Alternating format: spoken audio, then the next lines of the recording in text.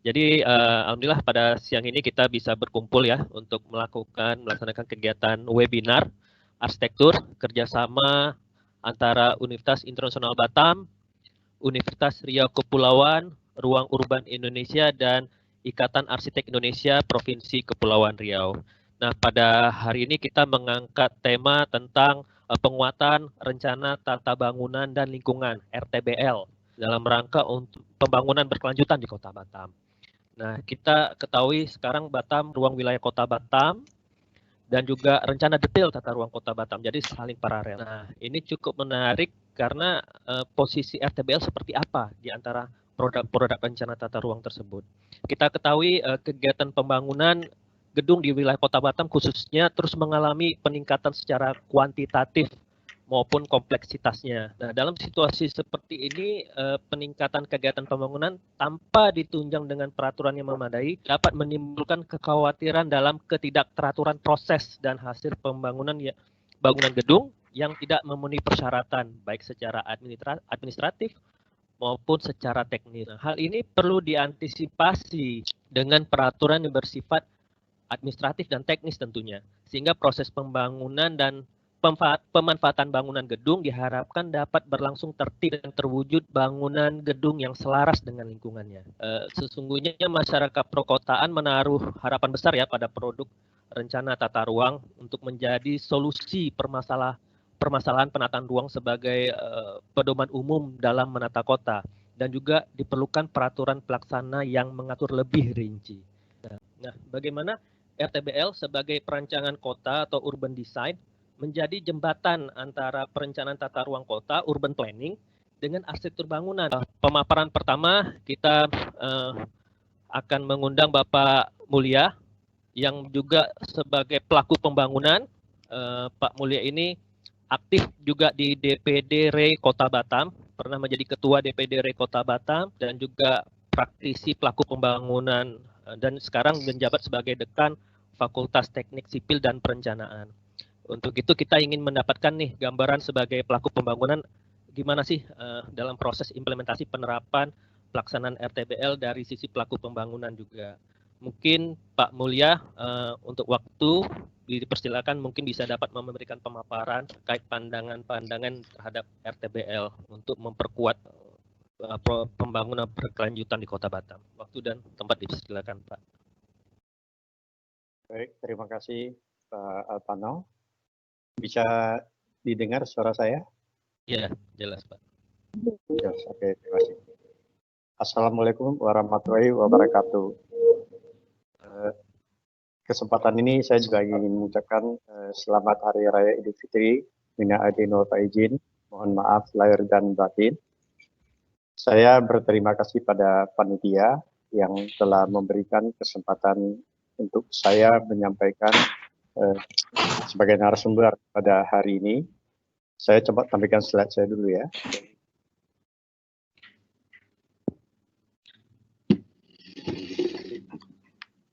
Nah, jadi untuk hari ini kita akan membahas tentang penguatan RTBL dalam rangka pembangunan berkelanjutan di Kota Batam. Tadinya saya agak ragu bahwa apakah saya orang yang tepat ya untuk melakukan pembahasan ini. Saya pernah sampaikan pada Kaprodi Arsitektur bahwa mungkin lebih tepat orang yang dosen dari arsitektur atau teman-teman kita dari IAI. Tapi Kaprodi meyakinkan saya bahwa mungkin saya orang yang tepat karena di situ ada sesuatu yang beda antara apa yang disampaikan oleh mungkin dari praktisi IAI dan dari dinas atau dari pemerintahan, dan saya dari praktisi sebagai pelaku pembangunan. Memang kalau dilihat dari judulnya, setelah saya cermati, memang saya melihat bahwa ini cukup menarik ya, karena kita berbicara tentang penguatan. Berarti di RTBL kita yang mungkin saat ini lagi disusun ya, ada sesuatu yang lemah atau kurang yang harus kita tingkatkan sehingga ini lebih baik. Kemudian di situ juga berbicara tentang dalam rangka pembangunan berkelanjutan di Kota Batam. Dan kami sebagai pelaku pembangunan tentu hal ini menjadi menarik ya, karena RTBL ini adalah bagian akhir daripada sebelum pembangunan. Artinya kita mengurus IMB itu akan mengacu pada RTBL. Dari RT/RW akan turun kepada RTW nasional, ke RTW wilayah, kemudian ke kabupaten atau kota, kemudian akan masuk ke RDTR, dan terakhir akan masuk ke RTBL. Ya, yang tadi disampaikan Pak Alpano bahwa itu bersifat 3 dimensi. Apakah slide saya berpindah atau bergerak di sana? Ya, bergerak, Pak. Pak Alpano? Bergerak ya, oke. Jadi tentunya kita ingin melihat binatang apa RTBL itu. Ya, itu sesuatu hal yang mungkin agak baru bagi masyarakat kita, ya. Jadi saya coba melihat dari sisi hukumnya dulu, landasan hukum. Jadi di situ ada beberapa perundangan yang mengatur tentang tata ruang. Ada Undang-Undang 2492, kemudian ada Bangunan Gedung Undang-Undang 28 2002, kemudian ada revisi pada tahun 2007 karena desentralisasi, ya, sehingga daerah juga diberikan kewenangan untuk melakukan perencanaan daerahnya. Kemudian ada Permen 6 2007, dan inilah yang menjadi landasan untuk saat sekarang kita menyusun RTBR di setiap daerah dan kota. Nah, kemudian ada PP 2628 itu RTW nasional, ada Papda RT Kota Batam. Nah, ini juga menjadi landasan kalau kita berbicara dalam konteks Batam. Dan saat ini sedang dibahas, saya ingat 2009 kemarin kita juga beberapa kali dari akademisi diundang, ya, untuk memberikan masukan terhadap Perda RTW Kota Batam. Kemudian berikutnya ada Undang-Undang PP Peraturan Pemerintah 15 2010 tentang penyelenggaraan penataan ruang. Nah, kemudian ada Perda Kota Batam tentang bangunan gedung nomor 2 2011. Kemudian ada PP nomor 62 2019 yang menetapkan Wali Kota Batam sebagai ex officio Kepala PP Batam. Tentunya hal ini juga mempengaruhi karena dulu ada dualisme di mana ada master plan yang berhubungan dengan kota planologi di BP Batam, kemudian ada perencanaan IMB di pemerintah Kota Batam, sehingga kadang-kadang ada dua titik yang sedikit berbeda karena kota planologi itu identik dengan efficient planning yang ada di pemerintah Kota Batam. Harapan kita dengan Kepala BP Batam dan Wali Kota Batam menjadi satu, tentunya ini akan menjadi bersinergi sehingga tidak ada perbedaan yang akan dikhawatirkan oleh berbagai pihak. Kemudian kita lihat tadi Pak Alpano juga mengatakan bahwa RT/RW, RT/RK maupun RDTR itu lebih bersifat 2 dimensi, ya. Kemudian dengan adanya RTBL ini, urban design itu 3 dimensi, sehingga ada bagian vertikal, fasad, dan bangunan yang bisa kita lihat. Jadi ini memang sesuatu hal yang lebih menarik, kombinasi antara spasial urban planning dengan arsitektur. Nah, kalau kita melihat urutannya kurang lebih ya ada RTW nasional, lalu ke provinsi, ke kota, kemudian masuk ke RDTR atau RTR kawasan, dan masuk ke RTBL. Baru ini menjadi panduan untuk kita ke IMB. Jadi RTBL ini memang menjadi hal yang sangat berhubungan erat dengan end user, dan kami sebagai pelaku pembangunan tentu akan berpedoman pada RTBL apabila sudah diberlakukan.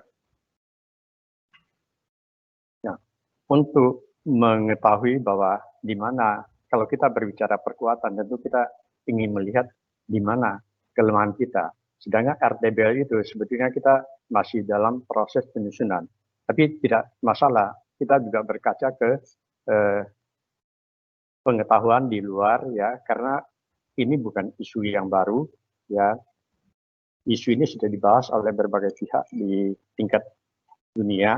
Misalnya saya angkat bahwa ada Earth Summit, ya, itu ada sejenis konferensi tentang bumi, ya, yang dilakukan di Rio de Janeiro pada tahun 92, itu melahirkan beberapa prinsip tentang pembangunan berkelanjutan.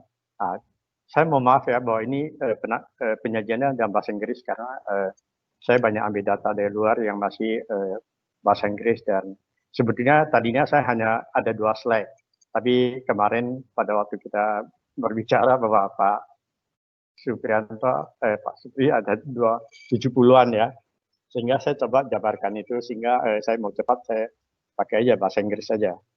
Nah, jadi ada beberapa poin yang mau kita ambil adalah pertama adalah keadilan untuk satu generasi.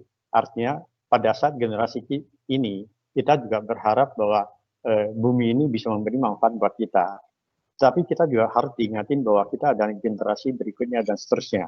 Jadi kita tidak bisa merusak alam ini, sehingga kita juga harus memperhatikan bahwa generasi berikutnya juga harus mendapat keadilan daripada manfaat daripada alam ini. Kemudian ketiga adalah preventif atau prevention atau ada pengamanan proteksi daripada bumi ini. Kemudian juga keempat juga proteksi daripada keanekaragaman biodata, ya. Kemudian yang kelima adalah berkaitan dengan reward dan punishment. Jadi bahwa dunia juga melihat bahwa semua negara kalau berbuat sesuatu yang baik ya kita harus memberikan insentif, ya. Tetapi kita juga bisa membantu negara-negara yang tidak mampu, misalnya ada kebakaran hutan dan sebagainya, dan tidak mampu diatasi, dan ini akan mempengaruhi negara lain sehingga ada sebuah kebersamaan untuk saling membantu. Nah, ini adalah pada tahun 92, ya. Kemudian terakhir ini sebetulnya sudah ada Digital Summit yang tahun 2020. Nanti saya pada slide berikutnya. Kemudian ini adalah EEA, itu European Environment Agency, pada tahun 92 mereka juga melakukan satu konferensi dan melahirkan beberapa prinsip tentang pembangunan kota yang berkelanjutan. Nah, di situ penekanannya adalah kepada daya dukung lingkungan, ya, bahwa setiap kota itu mempunyai sebuah intensitas yang harus diperhitungkan sehingga tidak melebihi dari kondisi yang ada. Ya, ini bukan daya dukung terhadap kekuatan tanah, tapi daya dukung lingkungan. Ya. Kemudian juga terhadap daya dukung intervensi tantangan jika ada sebuah migran dari, kalau suatu daerah berkembang baik kan tentu ada juga kemungkinan bahwa dari daerah lain akan masuk situ, dan ini juga harus diantisipasi. Kemudian juga ketiga adalah daya lenturnya atau kelincahan, artinya bahwa kita lihat seperti negara tetangga kita di Singapura, ya, 20-30 tahun yang lalu kita lihat bangunan mungkin antara 20 lantai, 10-20 lantai, ya. Sekarang kalau kita lihat sudah 30-50 lantai. Jadi dengan tata ruang yang ada, mereka tetap lentur, bisa mengikuti suatu perkembangan zaman, ya, yang tetap masih bisa dimanfaatkan secara baik. Nah, kemudian tata ruang ini tentu juga kita tentu berharap ada manfaat yang baik, ya. Jadi dari sisi efektivitas, dari sisi efisiensi, ya, sehingga pembangunan kota itu memberi manfaat buat manusianya, buat kehidupan orang yang menggunakan lingkungan ini. Nah, kemudian yang kelima adalah kesetaraan dan keadilan, ya. Jadi bahwa kita juga harus memperhatikan bahwa yang tidak mampu, yang berpenghasilan rendah, ya, itu juga mendapat tempat tinggal yang layak, ya, di dalam lingkungan perkotaan yang akan dikembangkan. Kemudian ada lagi yang United Nations Habitat II, itu ada summit juga di Istanbul pada tahun 96, dan poin-poinnya juga hampir sama, ya. Itu pertama adalah kota yang terintegrasi, tentu ini berkaitan dengan efektivitas dan efisiensi, ya. Kemudian ada ekosistem dan area yang hijau, ya, ini berkaitan dengan green area, green building, ya, green environment. Kemudian juga pada waktu itu polusi juga salah satu yang menjadi pengganggu, jadi gangguan daripada polusi kendaraan dan sebagainya juga menjadi isu yang dibahas. Kemudian limbah juga dilakukan, diupayakan untuk dieliminasi, ya, menggunakan recycle barang-barang yang bisa didaur ulang, ya, sehingga kita tidak membuat banyak limbah, ya. Kemudian social environment, ya, tentu karena akhirnya kita tetap berbicara tentang manusia, ya, dan semua lingkungan ini memberikan manfaat untuk manusia. Nah, kemudian terakhir adalah affordable housing adalah rumah yang terjangkau. Rumah yang terjangkau ini berkaitan dengan keadilan seperti kita katakan sebelumnya. Ya. Jadi kita melihat ada beberapa persamaan yang memang menjadi prinsip, ya, maupun menjadi sasaran daripada sebuah kota yang berkelanjutan. Kita ambil contoh lain lagi, ya, itu tahun 2015, ya, itu juga ada beberapa mengenai pembangunan sosial, ya, pembangunan ekonomi, lalu keanekaragaman daripada kehidupan, ya, kemudian sumber daya alam, kemudian pembangunan yang berkelanjutan dan terintegrasi mengenai keamanan manusianya, mengenai ekonomi dan sosial, perkuatan ekonomi sosial, dan mitigasi daripada bencana alam. Ya, ini 2015 kita tahu bahwa sudah mulai banyak bencana alam yang harus dipikirkan, ya, oleh berbagai negara. Nah, kemudian ini terakhir yang saya ambil pembanding itu adalah pada April 2020. Nah, juga ada summit, tapi ini sudah terjadi pandemi COVID-19, sehingga mereka melakukannya dengan cara digital, ya, seperti kita sekarang ini, ya, kita tidak tatap muka, tapi kita lakukan lewat online. Nah, di situ ada 4 hari dan ada banyak, hampir 50 topik yang dibahas. Tapi ada beberapa yang saya angkat di sini. Contohnya yang menarik adalah bahwa itu ada bagaimana terumbu karang itu akan di-create menjadi sebuah kota terapung gitu. Nah, kemudian ada bagaimana perubahan daripada coastal city itu kota-kota yang di pantai. Kita lihat sekarang banyak kota itu adalah di tengah-tengah kota, pulau, ya. Lalu pantai biasanya adalah daerah untuk wisata dan sebagainya. Tapi ke depan juga ada kemungkinan hal itu akan berkembang.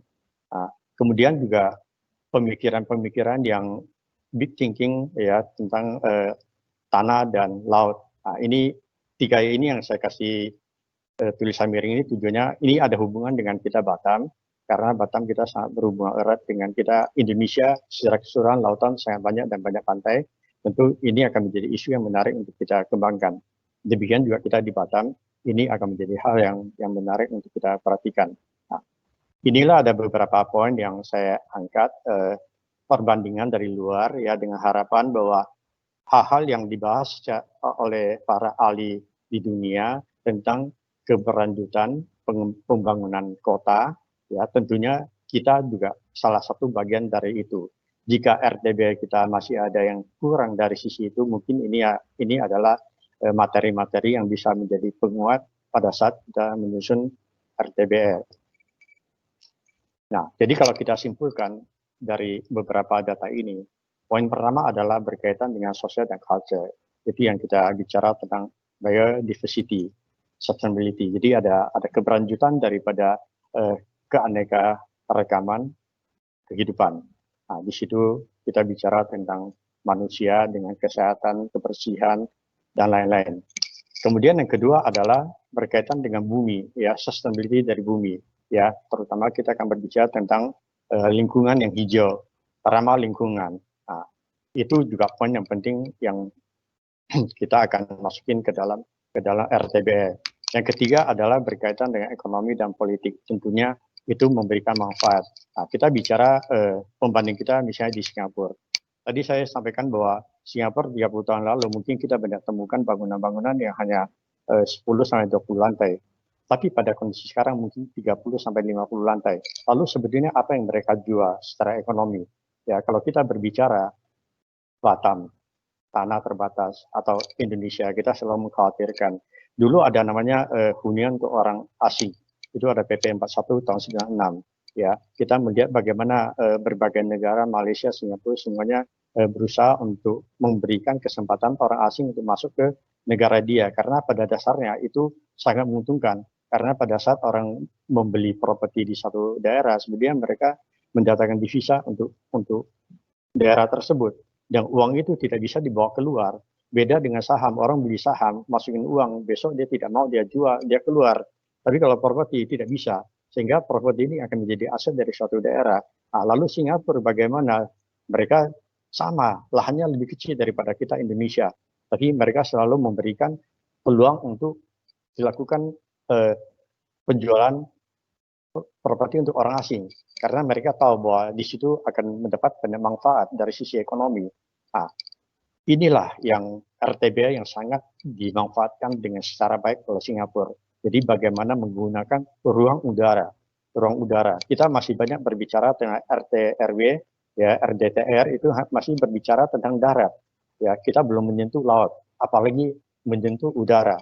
Nah, ini mungkin menjadi catatan buat kita ya, kalau kita ingin pemanfaatan yang maksimal, ini menjadi pilihan yang baik. Nah, ini saya ambil ada konsep yang dikembangkan di Singapura, terutama tahun 2009, ya. Ini juga mungkin bisa dari pemikiran kita. Sama, Singapura juga mereka berkaitan 3 hal utama, sandang, papan, dan pangan.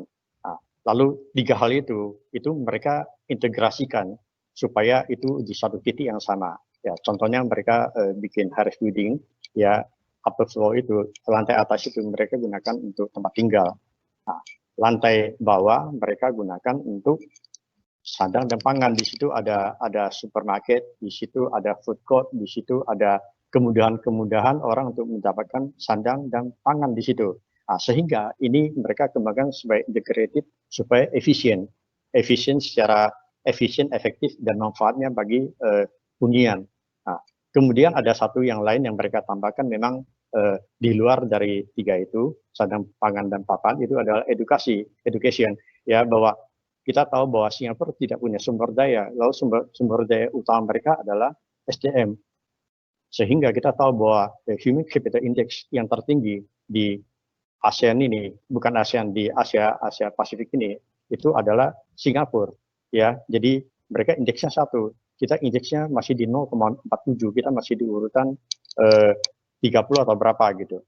Nah, jadi kita tahu bahwa mereka sangat memperhatikan sumber daya manusia sehingga mereka bisa bersaing dengan negara lain, dan ini menjadi salah satu yang mereka dorong.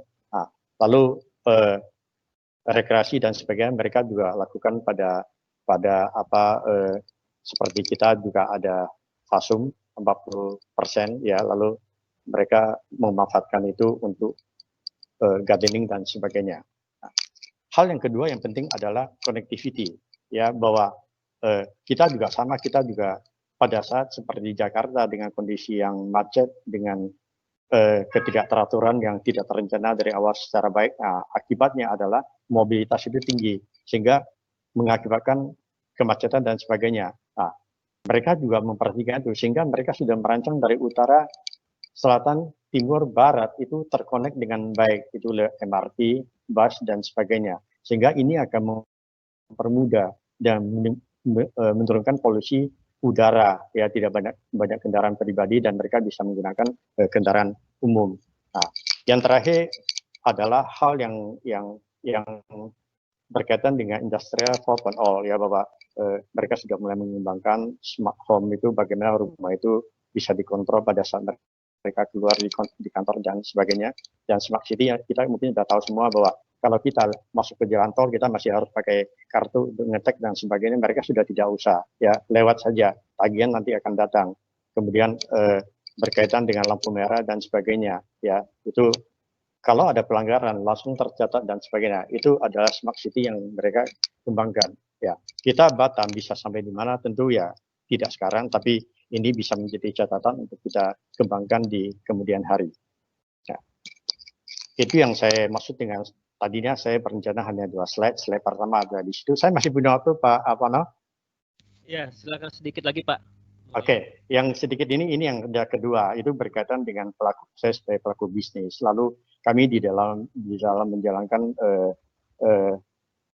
real estate, atau kami adalah pengembang, ya, yang bergabung di Asosiasi Real Estate Indonesia, ya. Kami juga menemukan banyak hal yang mungkin ini bisa menjadi masukan juga buat buat pemerintah ya, khususnya Bu Evi. Jadi ini ada foto daerah kumuh yang di Kampung Tua ya. Lalu itu kita tahu bahwa salah satu masalah di Indonesia adalah housing backlog. Dulu datanya sampai 15 juta pada zamannya Presiden SBY, sekarang sudah turun di 7 jutaan ya.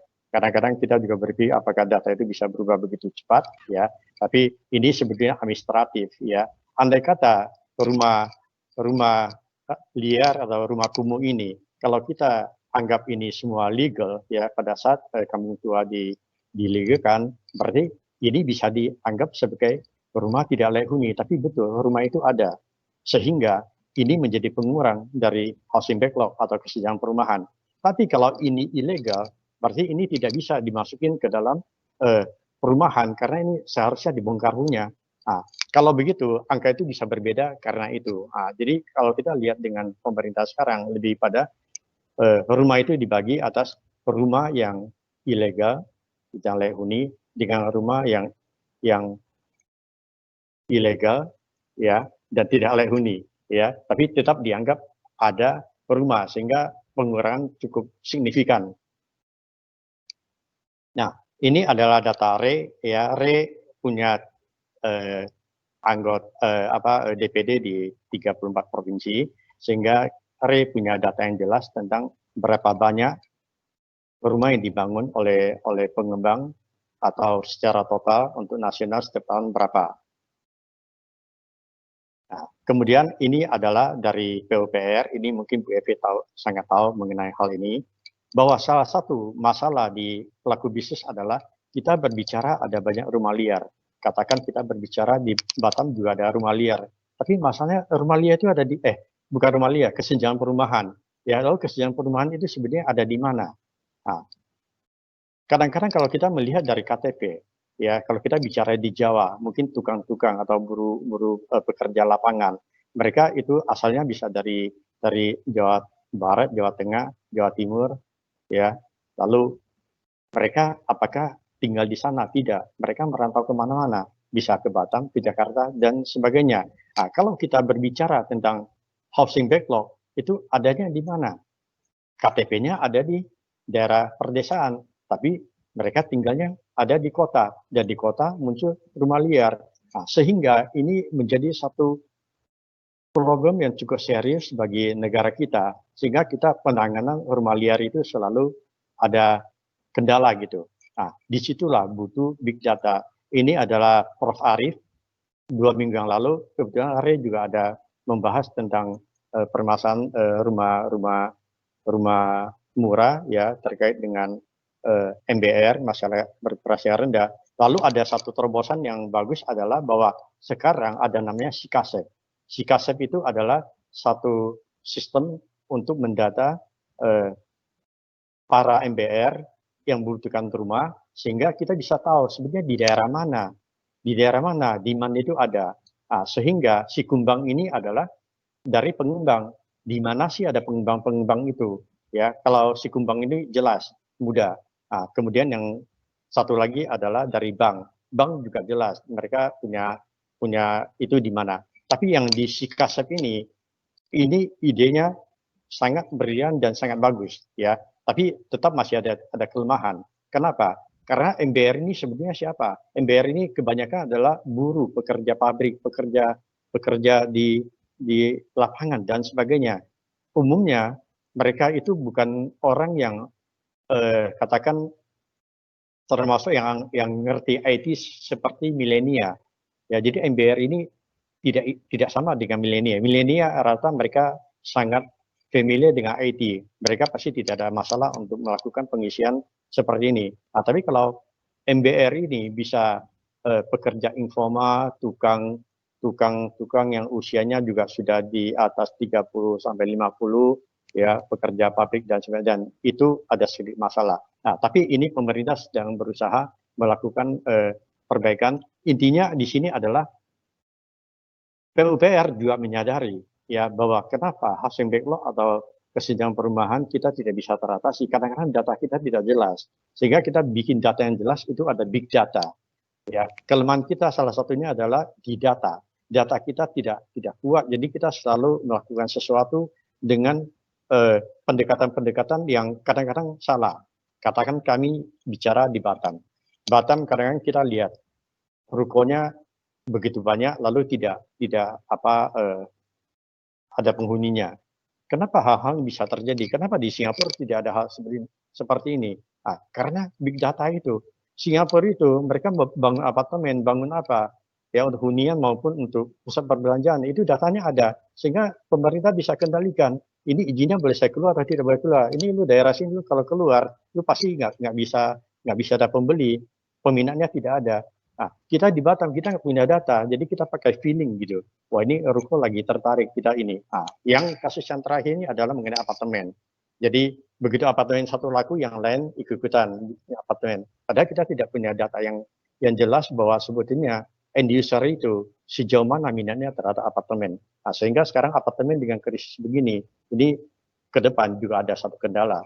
Ya, contohnya seperti itu. Jadi poin yang mau saya tekankan di sini adalah data daripada terkait dengan rencana tata bangunan ya dan lingkungan. Nah, poin kedua adalah mengenai geospasial ya. Ini mungkin bagi teman-teman yang di geoteknik ya itu sudah bukan hal yang baru, tapi kita termasuk baru. Kita baru membangun kira-kira 3 tahun yang lalu ada namanya geospatial information system. Dan itu bagus ya. Ini salah satu contoh adalah di daerah Sleman. Sleman itu ada daerah yang dikembangkan oleh teman pengembang. Ya, pada dasarnya tidak ada masalah, tapi beresiko. Kenapa? Dia ada di lembah. Lalu secara struktur tanah itu potensi longsornya tinggi. Karena lapisan tanah itu dengan muka air dan sebagainya itu ada kemungkinan longsor.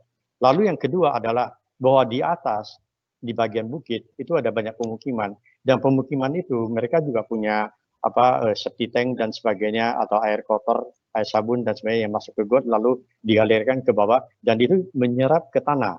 Pada saat ke tanah, air yang keluar dari daerah bawah itu sebenarnya juga tidak baik untuk kesehatan. Ya kita tahu memang Batam tidak boleh ada air tanah yang dipakai. Jakarta saja masih banyak yang pakai air tanah. Kita ke Tanjung Pinang, pada saat PDAM tidak bisa penuhi, mereka pakai air tanah. Kita berbicara kondisi seperti ini, bahwa ini mempunyai risiko kesehatan terhadap yang di bawah. Dengan geospasial ini, kita bisa petakan 3 dimensi. Kita tidak hanya melihat 2 dimensi seperti RTW, RTD, dan sebagainya, tapi kita bisa melihat seperti RTBR.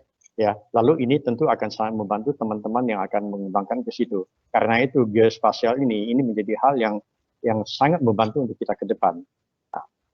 Nah, inilah perkembangan sedikit tentang geospasial. Jadi pada waktu dulu kita hanya bisa melihat masukin tahun 70-an ada peta yang bisa kita masuk di komputer. Lalu peta itu sudah bisa ada digital, kita sudah bisa bicara koordinat dan sebagainya masuk sana. Lalu berikutnya lagi itu kita sudah bisa berbicara ya itu berkaitan dengan leveling, kontur dan sebagainya itu sudah lebih tinggi lagi bahwa kita sudah bisa berbicara 3 dimensi. Kemudian 2005 itu sudah masuk ke web dan internet, ada intelijensia artifisial ya lalu berkembang lagi sehingga dunia ini sekarang sudah dunia digital dan terakhir ini yang banyak dipakai seperti GPS ya. Jadi kita bisa menikmati perkembangan ini seperti kita memakai Google Google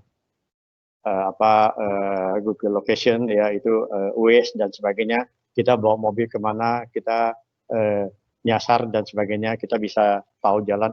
Itulah kelebihan yang sekarang sudah dikembangkan dan itu ada hubungan dengan geospatial daripada information system yang dikembangkan untuk dikembangkan ke ekonomi dan sosial. Nah, ini contohnya kalau jalan, lalu bagaimana ada bangunan, bagaimana ada tanaman, dan seterusnya. Ini waktunya mungkin sudah ada sedikit. Dan yang terakhir adalah etnografik. Etnografik ini sesuatu hal yang sudah berkembang 200 tahun yang lalu. Tapi kenapa isu ini sekarang muncul? Ya, etnografik itu adalah berbicara tentang bagaimana orang meneliti tentang manusia dan habitatnya gitu, culture-nya.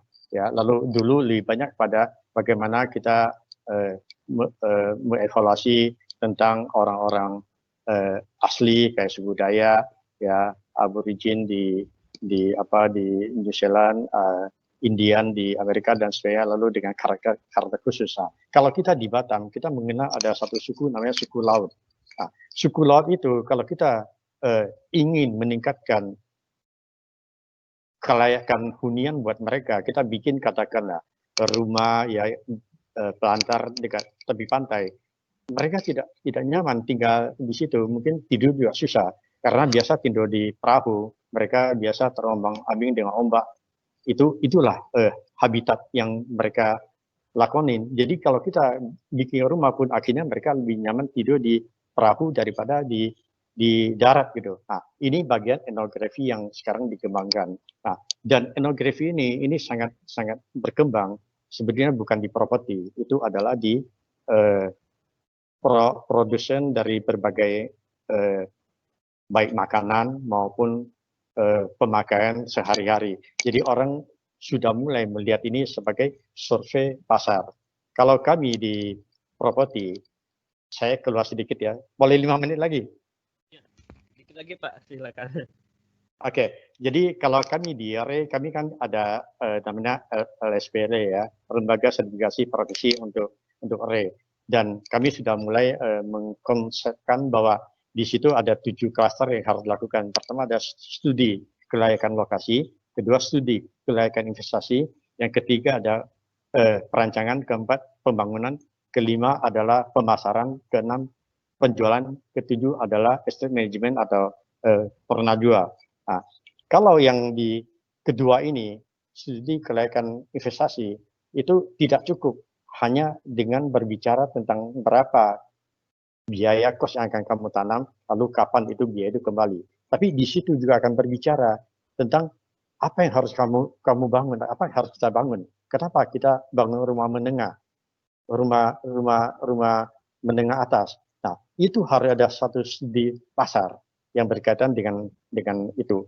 Di klaster 4 juga ada yang namanya pemasaran. Pemasaran kita mengenal adanya STP, ya, segmentasi pasar, ya, targeting and positioning. Nah, di situ juga ada bicara tentang pasar, segmentasi pasar mana yang harus kita masuk. Nah, ini sekarang etnografik ini sangat berkembang di situ, ya. Orang sudah mulai menggunakan etnografik untuk tidak hanya berbicara tentang suku-suku tertentu di suatu daerah, tapi juga sampai kepada habit mereka, perilaku mereka, behaviornya, kemudian dikaitkan dengan kebutuhan mereka, ya, customer need-nya seperti apa, lalu itu dikembangkan dalam bidang ekonomi. Nah, apa hubungan ini dengan RTBL? Ya, jadi kita juga harus tahu bahwa sebetulnya masyarakat kita seperti apa. Apakah kita akan kembangkan Batam ini seperti Singapura, atau kita mau kembangkan Batam ini seperti Bandung atau Jakarta.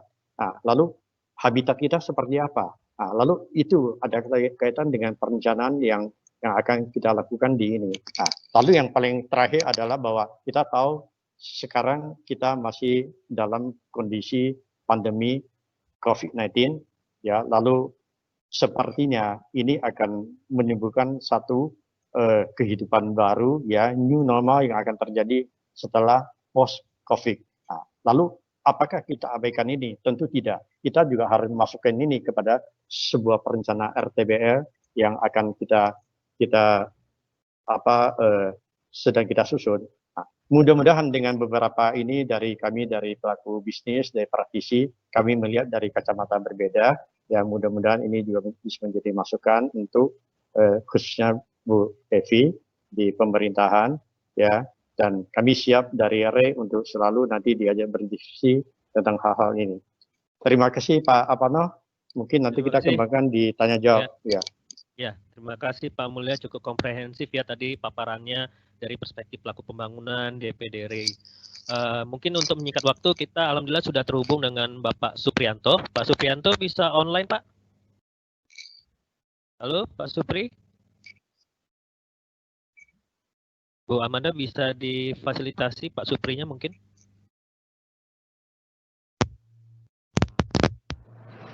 Halo, Pak Supri. Pak Suprianto. Pak Supri, mic-nya udah on loh padahal. Ya. Mungkin Pak Supri lagi trouble ya. Kita pindah ke Bu Evi dulu ya. Gimana? Bu Evi? Halo Bu Evi. Bu Halo, Evi. Ya, kebetulan Pak Suprinya masih trouble. Jadi kita lanjut ke Bu Evi dulu ya. Oke, jadi sekarang ini kita ingin melihat pandangan paparan Bu Evi. Kebetulan Bu Evi ini menjabat sebagai Kepala Bidang Tata Ruang di Dinas Cipta Karya dan Tata Ruang Pemerintah Kota Batam. Tentu RTBL ini menjadi naungan di bawah pengelolaan Bu Evi selaku Kabid Tata Ruang. Nah, kita pengen tahu nih seperti apa sih sinergitas antara RT RW, RDTR, dan RTBL. Apakah skop DTR ini hampir sama dengan RTBL secara materi dan sebagainya? Apakah udah ada RDTR, apakah diperlukan RTBL lagi? Nah, mungkin kita perlu mendapatkan pandangan-pandangan nih dari Bu Evi.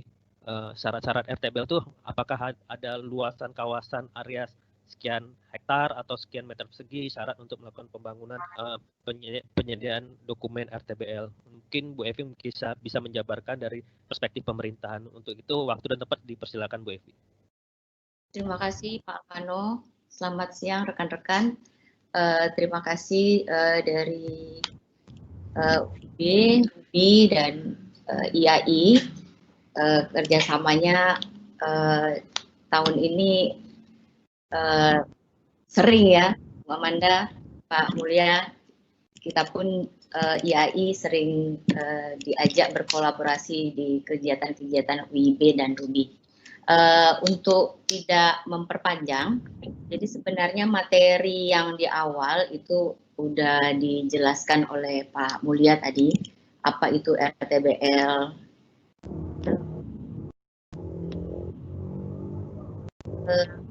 Kelihatan saya paparannya? Tadi udah kelihatan Mbak, sekarang malah nggak kelihatan. Apa di share ulang ya? Tadi udah kelihatan ya? Iya, coba share ulang. Oke. Pak Supri, harusnya nih Pak Supri duluan nih. Jadi saya duluan Pak Supri ya, izin ya Pak Supri. Oke, ini udah kelihatan. Oke. Jadi kalau kita lihat dasar hukumnya RTBL ya, itu kan semua sudah pada tahu ya, Undang-Undang Bangunan Gedung 28 2002 diturunkan di PP 36 2005, turunannya lagi Permen PU itu tentang pedoman penyusunan.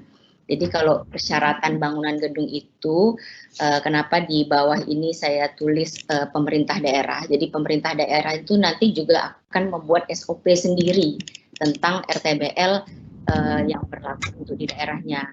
Jadi dalam hal ini Kota Batam mungkin dulu pernah ada Perwako, dan kita saat ini juga sedang melakukan revisi yang pasti akan disesuaikan dengan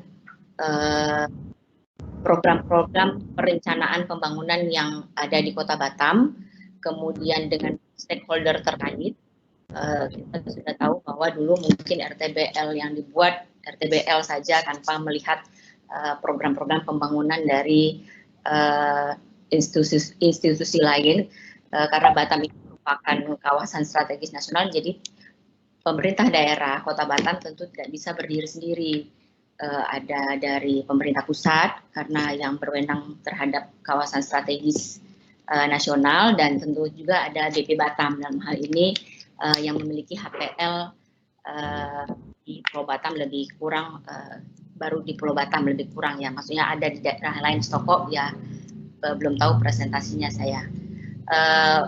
Untuk maksud, tujuan, dan manfaat ini teman-teman dan rekan-rekan pasti sudah tahu lah. Jadi bisa kita adopt dari Permen PU 6 tadi tahun 2007. Kemudian kedudukannya tadi juga sudah dikatakan oleh Pak Mulya berdasarkan RT RW. Nah, RT RW itu bisa juga RT RW yang di darat dan di laut. Yang di darat kita saat ini berpedoman pada Perpres 87 tentang RT RW BK, kemudian Perda 1 2017 tentang RT RW Provinsi Kepri. Nah, saat ini sedang finalisasi tentang RT RW Kota Batam yang secara simultan juga dibahas dengan RDTR Kota Batam. Untuk RDTR sendiri kita baru menyusun untuk 7 BWP.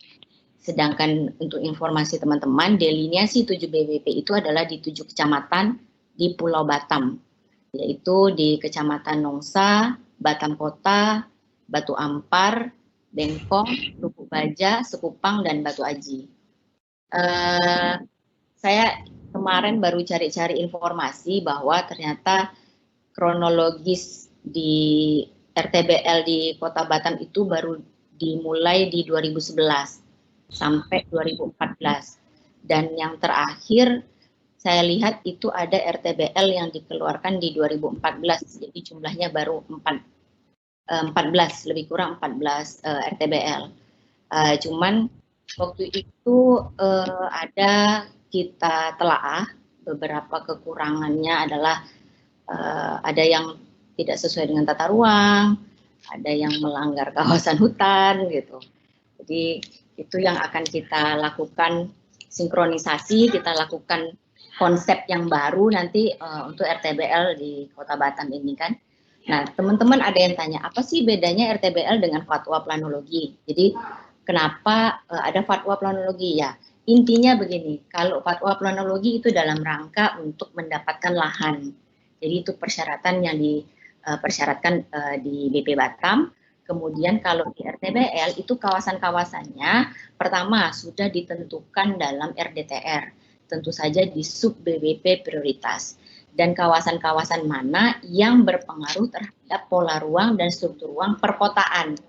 Jadi bisa saja tidak ditentukan di dalam RTBR, tapi jika kawasan itu sangat berpengaruh pada pola ruang, jadi pola ruangnya sekitar, jadi kita tidak memandang lahannya dia sendiri, tapi lahan di sekitarnya, kawasan di sekitarnya, lingkungan di sekitarnya.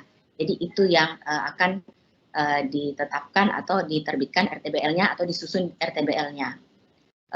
Kemudian struktur sistematikanya untuk saat ini kita tentu berpedoman pada Permen 6, tapi nanti tentu akan kita masukkan persyaratan-persyaratan tambahan.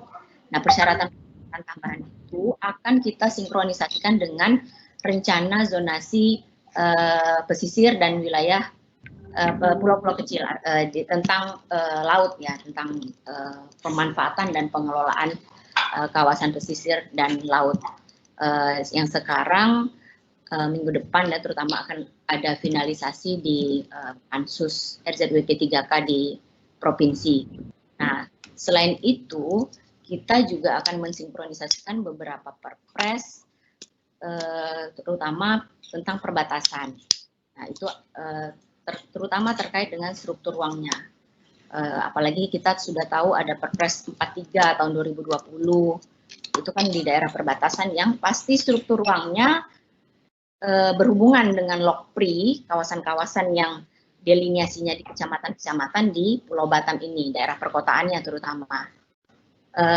Kemudian, nah ini sebenarnya yang mungkin kita akan bahas konsep penguatan. Yang pertama, dasarnya itu adalah tata ruang. Jadi adalah RT RW, baik nasional, provinsi, kota. Kemudian RTR tadi tentang kawasan strategis nasional. Kita ada dua kawasan strategis nasional, yaitu di Batam ini adalah perbatasan dan Batam Bintan Karimun terkait bidang ekonominya. Kemudian RDTR. Dan yang pasti adalah kita harus mengoutline-kan kawasan hutan. Satu lagi, harus disejalankan dengan rencana pembangunan lainnya. Jadi, misalnya sudah punya RPJM Kota Batam, sudah punya RPJIM nasional gitu. Nah, itu yang harus disejalankan gitu. Kita tidak mungkin RDTR hanya berpaku pada RT RW saja, tapi juga pada RPJM, program-program apa yang akan berkembang di daerah itu akan kita mixkan. Kemudian cakupan ini tentu pertama adalah sub DWP yang diprioritaskan, itu ada dalam RDTR. Kemudian yang ini yang akan kita kembangkan itu kawasan baru berkembang pesat, kawasan yang sudah terbangun, kemudian kawasan yang dilestarikan, kawasan campuran, dan sebenarnya ada juga yang lebih penting juga kawasan untuk mitigasi bencana. Cuman hasil dari RT/RW yang baru kami susun ini, yang sedang kami susun ini, kita itu kawasan untuk mitigasi bencana. Kenapa kita tidak menggambarkan mitigasi bencana? Itu dinilai kecil, tapi kita harus menyiapkan kawasan-kawasan untuk mitigasi bencana di lingkup per zona. Artinya tidak kawasan yang didelineasi sempadan seperti itu, karena dinilai kecil, jadi tidak didelineasi secara pola ruang yang besar. Kemudian pola penataannya, misalnya kita mau perbaikan kawasan, walaupun tidak disebutkan dalam sub BWP, nah pola penataannya adalah perbaikan kawasan. Kemudian pengembangan kembali kawasan. Kemudian tadi pengembangan kawasan baru. Nah, biasanya pengembangan kawasan baru kita sudah menetapkannya di RDTR, tapi itu tidak harus kaku di RDTR, artinya ditetapkan dalam RDTR, ini harus dibikin RDTR-nya, tidak. Kemudian pelestarian tadi yang saya sebutkan tadi, mitigasi bencana atau perlindungan kawasan. Yang kedua, guideline-nya. Jadi guideline ada dalam RTBL yang akan kita susun konsepnya nanti, tentu dia akan memberikan di dalamnya harus ada ketentuan, persyaratan, kemudian dimensi, kualitas yang memberi arahan terbangun. Kawasan fisik artinya berada di wilayah Kota Batam. Kemudian tentang Bu Evi izin Bu, slide-nya nggak bergerak ya dari tadi, masih di judul ya.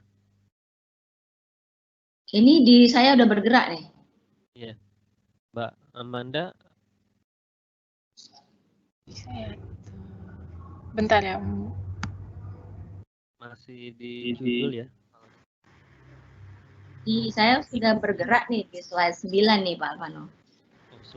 Atau kita bantu share kontennya aja.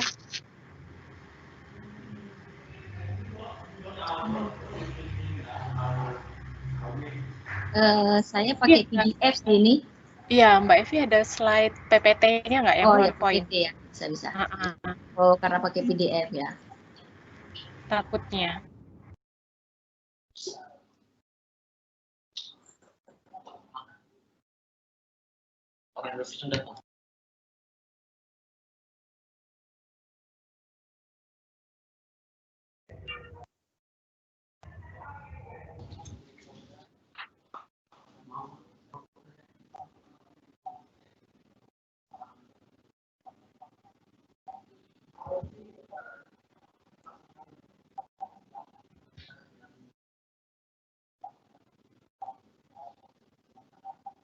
Sudah kelihatan Pak Alvano? Masih yang iya. Masih PDF ya, Mbak? Udah buka PPTS sih. Belum berubah di sini. Mungkin sambil menunggu teknis memperbaiki slide, untuk Bapak Ibu para peserta bisa mengajukan pertanyaan ke para narasumber melewati tombol icon Q&A ya yang ada di layar. Itu bisa mengajukan pertanyaan melewati chat, meeting chat. Terima kasih. Sudah belum? Masih PDF kalau di saya. Ini sudah PowerPoint bukanya. Tapi nanti sebenarnya bisa kita share juga sih ya, Mbak. Itu. Iya, slide-nya boleh di-share sih.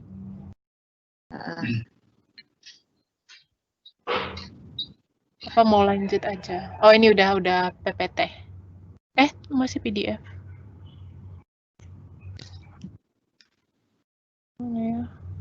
Saya. Nah, kemudian yang tadi guideline tadi, ya kemudian konsep itu pasti tujuan pembangunannya bisa terbangun. RTBL disusun pasti harus bisa terbangun dong. Kemudian itu dalam rangka meningkatkan efisiensi pemanfaatan lahannya, kemudian kemampuan daya dukung. Kita ingin bagaimana sih wajah ke depan setelah dibikin RTBL-nya bagaimana. Dan yang pasti harus akomodatif terhadap isu lingkungan di kawasan tersebut dan tentunya untuk kawasan perkotaan. Nah, penyajiannya untuk materi tulisan tentu dia terdiri dari panduan pembangunan dari aspek teknis. Kemudian materi sketsa. Materi sketsa kami mungkin di sini karena gini, karena untuk DTR sendiri kita sudah punya peta 15000 di kawasan Batam Rempang Galang yang terdiri dari 196 NLP. Nah, kemudian mungkin kalau untuk gambar atau kita akan minta di skala 1.1000. Nah, pasti skala 1.1000 itu harus foto udara dong, karena kualitasnya pasti tidak bisa melalui satelit lagi. Kemudian evaluasi. Kalau dulu evaluasinya mungkin hanya tim kecil, mungkin tim kecil hanya yang bersifat teknis, tapi tetap melibatkan TKPRD, yaitu tim koordinasi pemanfaatan daerah. TKPRD ini itu sudah multi stakeholder, artinya di dalamnya ada Menko Batam, ada BP, ada BPN, kemudian ada teman-teman di Satuan Pengelolaan Kawasan Hutan Lindung ya, itu dari provinsi. Jadi jika kebijakan-kebijakan yang diambil bersifat sangat strategis tentu akan melalui TKPRD.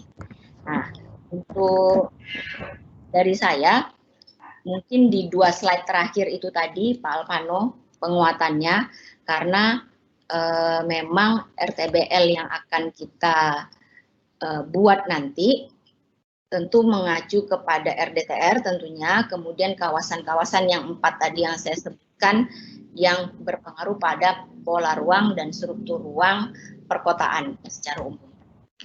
Saya tidak banyak, mungkin kita bisa bantu nanti ditanya jawab, bisa dilanjutkan ke panelis berikutnya. Terima kasih. Terima kasih Bu Evi paparannya. Mungkin kita sedikit terkendala tadi nggak bisa ngelihat full ya paparannya, tapi nanti kita akan share lewat link ya, nanti mungkin tim panitia bisa menge-share materinya. Untuk menyingkat waktu kita akan ke Pak Suprianto. Pak Supri, available Pak? Halo Pak Supri.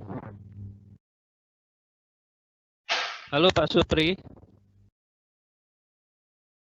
Pak Supri. Cabut Pak, cabut.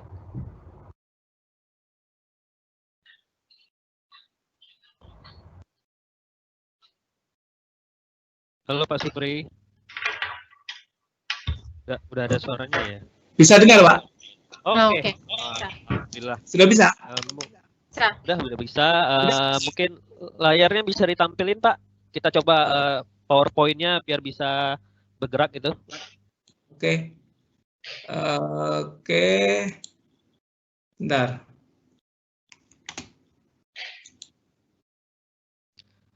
Oke, untuk penalis selanjutnya kita akan mendengarkan paparan dari Bapak Suprianto. Bapak Suprianto ini merupakan praktisi arsitektur ya, yang juga anggota dari IAI Kepri, pernah menjadi ketua IAI Kepri, dan juga sekarang menjabat sebagai ketua program studi arsitektur di Universitas Riau Kepulauan. Jadi kita ingin mendengar nih paparan dari praktisi. Tadi kita udah mendengar paparan dari para pelaku pembangunan dari perspektif bisnis ya, dari Pak Mulya, dan juga paparan dari perspektif pemerintahan daerah Bu Evi.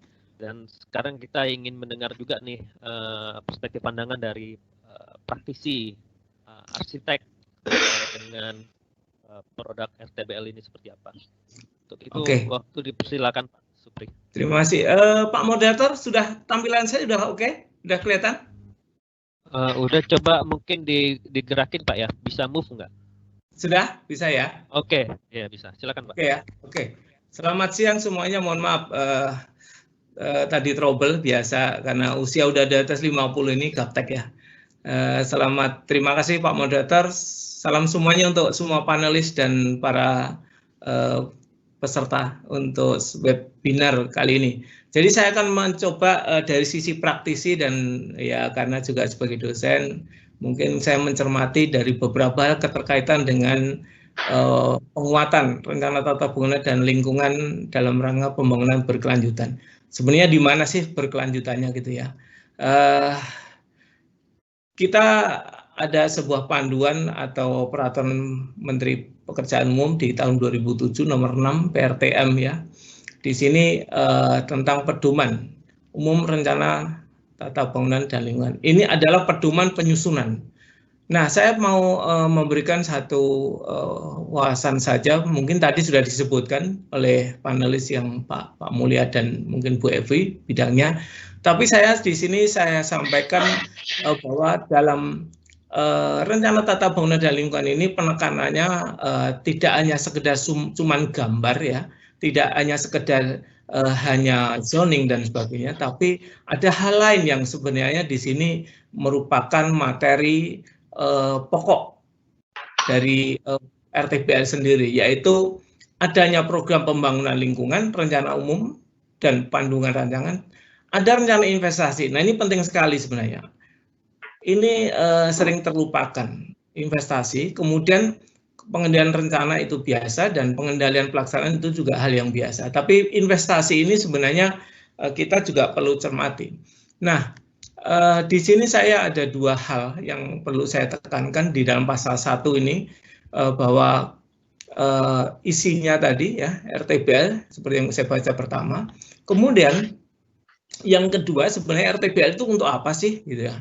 Sebenarnya di sini kegiatan ini direncanakan untuk merencanakan pelaksanaan, melaksanakan, memperbaiki, mengembangkan atau melestarikan bangunan dan lingkungan. Jadi tidak sekedar hanya dari kawasan kosong kemudian itu disusun RTBL, tidak seperti itu, tetapi sampai kepada sebuah pelestarian bangunan. Nah, pelestarian bangunan ya kalau kita di Batam mungkin tidak terlalu banyak ya, tapi kalau udah di daerah mulai dari Medan, Sumatera, kota-kota lama sampai kepada Jakarta, kemudian Semarang, Jogja, itu hal yang mungkin sangat diperlukan sekali RTBL. Barangkali kita tidak terasa bahwa RTBL di Batam itu hanya sekedar mencari guidance untuk membangun hal yang baru, bukan itu saja ya. Nah, di mana sebenarnya letak keberlanjutannya? Di pasal 2 dari Permen PU tadi, di poin ayat 2 sudah jelas. Pedoman umum tata bangunan dan lingkungan bertujuan sebagai acuan dalam menghasilkan dokumen RTBL yang berkualitas, memenuhi syarat dan dapat diimplementasikan dalam mewujudkan tata bangunan dan lingkungan yang layak huni, berjati diri, produktif, dan berkelanjutan. Nah ini, kenapa kemarin penekanannya berkelanjutan? Memang sebenarnya ini adalah mandat atau amanah dari Permen PU tentang pedoman penyusunan RTBL. Kemudian, ini untuk Bu Evi, saya pikir di bab 3 pasal 5 ayat 2, itu perlu dicermati dan tentunya ini sebenarnya harusnya disosialisasikan kepada masyarakat khususnya para stakeholder, bahwa dokumen RTBL disusun oleh pemerintah daerah atau ya, berdasarkan kemitraan pemerintah daerah, swasta, masyarakat, dan atau dengan dukungan fasilitas penyusunannya oleh pemerintah sesuai dengan tingkat permasalahan pada lingkungan atau kawasan yang bersangkutan. Tetapi semua dokumen baik yang dibiayai oleh pemerintah maupun oleh non-pemerintah itu adalah menjadi milik pemerintah karena harus dituangkan dalam peraturan bupati atau wali kota. Nah ini yang perlu diketahui. Walaupun itu adalah hasil penyusunan yang di Batam ini tentunya banyak ya, banyak sekali produk RTBL yang disusun dan itu dibiayai penuh oleh swasta, tetapi itu nanti menjadi bagian dari peraturan pemerintah setempat. Jadi tentunya artinya menjadi milik, bukan miliknya oleh pengusaha, tapi milik pemerintah dalam ini karena sudah menjadi perwako atau pergub ya. Oke, nah tadi Bu Evi menjelaskan mungkin ya juga kedudukan bagaimana sebenarnya RTBL ini. kita hari ini pemerintah Kota Batam sudah sampai kepada 7 kecamatan untuk menyusun RDTR kota ini ya, yang ada di 2 ini. Nah, di mana sebenarnya RTBL kita? Nah, kalau di dalam Permen PU ini sudah dijelaskan bahwa setelah RDTR itu ada tahap namanya dulu sebenarnya RTRK, Rencana Teknis Ruang Kota, skalanya 1.000. Sama dengan yang di RTBL ini, skalanya juga 1.000. Namun bedanya adalah dengan RTRK, bahwa RTRK itu belum perencanaan 3 dimensi dan tidak ada fasad, tapi sementara kalau di dalam RTBL itu sudah sampai dari zonasi, sampai kepada perencanaan 3 dimensi dan perencanaan fasad bangunan, ketinggian bangunan secara komprehensif satu kawasan. Nah, ini pentingnya satu pengertian kenapa RTBL itu dibutuhkan. Jadi mohon maaf, sebenarnya nanti di poin terakhir saya akan komparasikan apa sih sebenarnya RTBL, apa sih sebenarnya RDTR, dan apa sebenarnya peraturan zonasi PZ gitu. Nah, nanti di terakhir. Tapi di sini bisa terlihat secara gamblang bahwa nanti harusnya Kota Batam juga sesegera mungkin menyusun RTBL. Ya, ini bukan berarti minta proyek ya Bu Evi ya, tapi ini kesempatan juga bagi teman-teman planner dan sebagainya untuk membuat satu panduan secara komprehensif. Nah, jadi baru setelah itu proses IMB sebenarnya seperti itu mestinya. Kenapa? Nah, ini nanti ada juga permasalahan yang saya tampilkan. Kenapa proses IMB itu sebenarnya tidak boleh langsung dari RDTR? Karena IMB itu hanya berdiri pada bangunan itu sendiri. Jarang sekali pemerintah kota mengeluarkan IMB, memadukan bangunan tersebut dengan kanan kiri dan apalagi dengan satu kawasan. Nah, ini yang dipandukan adalah paling GSP, KDP, ketinggian bangunan, mungkin begitu ya. Jadi tidaklah, padahal di dalam RTBL ini hampir 3 dimensi semuanya diatur. Oke, saya pikir ini dari sini sudah cukup jelas. Isinya adalah sebenarnya ini di dalam RTBL itu ketentuan umum, program bangunan dan lingkungan, rencana umum dan panduan. Nah, ada satu tahapan rencana investasi, kemudian bagaimana pengendaliannya, bagaimana pedoman pengendalian pelaksananya, pembinaan dan ketentuan umum.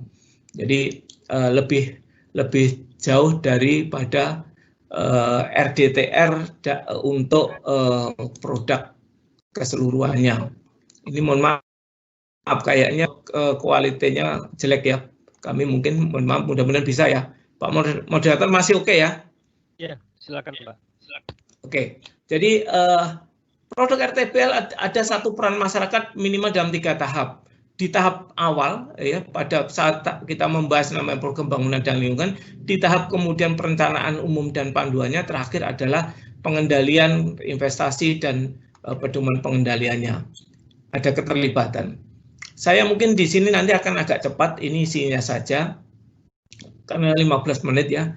Ini isinya kira-kira begini, konsep dasar ada bahwa kita membuat satu konsep dasar tentang perencanaan bangunan dan lingkungan.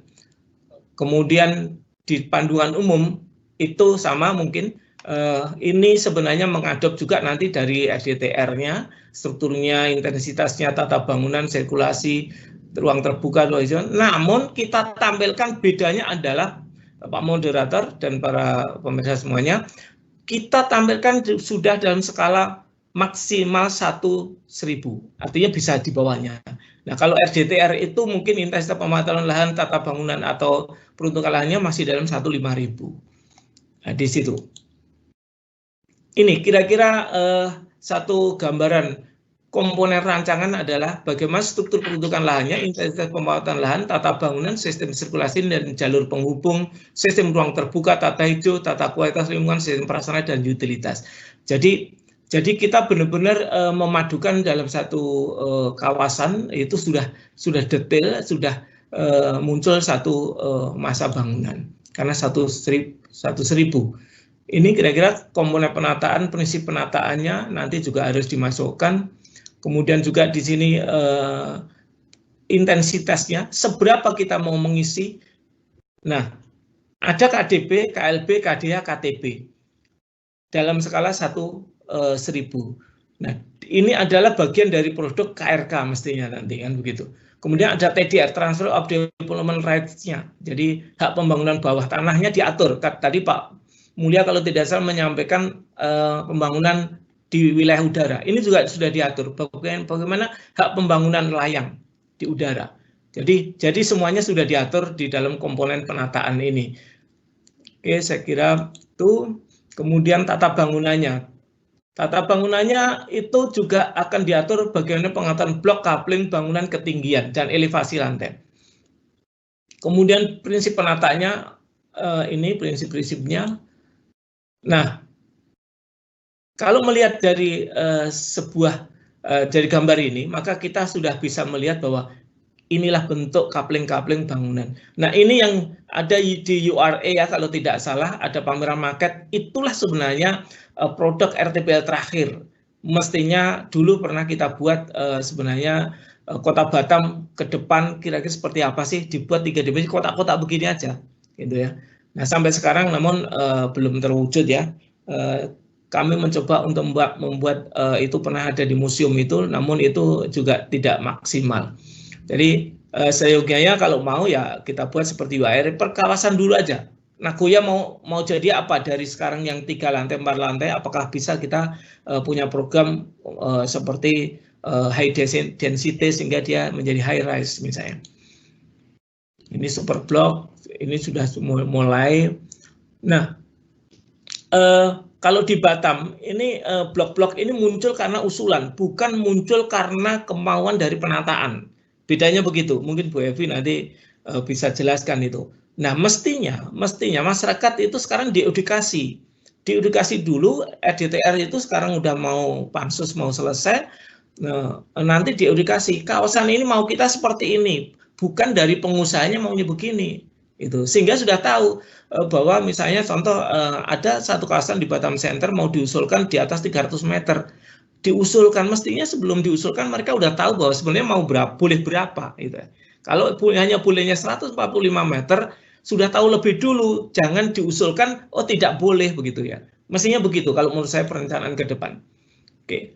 Nah, ini sebuah gambaran di Sudirman CBD ya. Kalau ini dibikin seperti ini, blok-blok seperti ini, maka masyarakat juga akan tahu oh saya mau beli sini, Pak Mulya mau beli nih lahan ini, oh saya bisa menjadi tower begini kan gitu. Jadi lebih punya gambaran karena tadi ada gambaran investasi.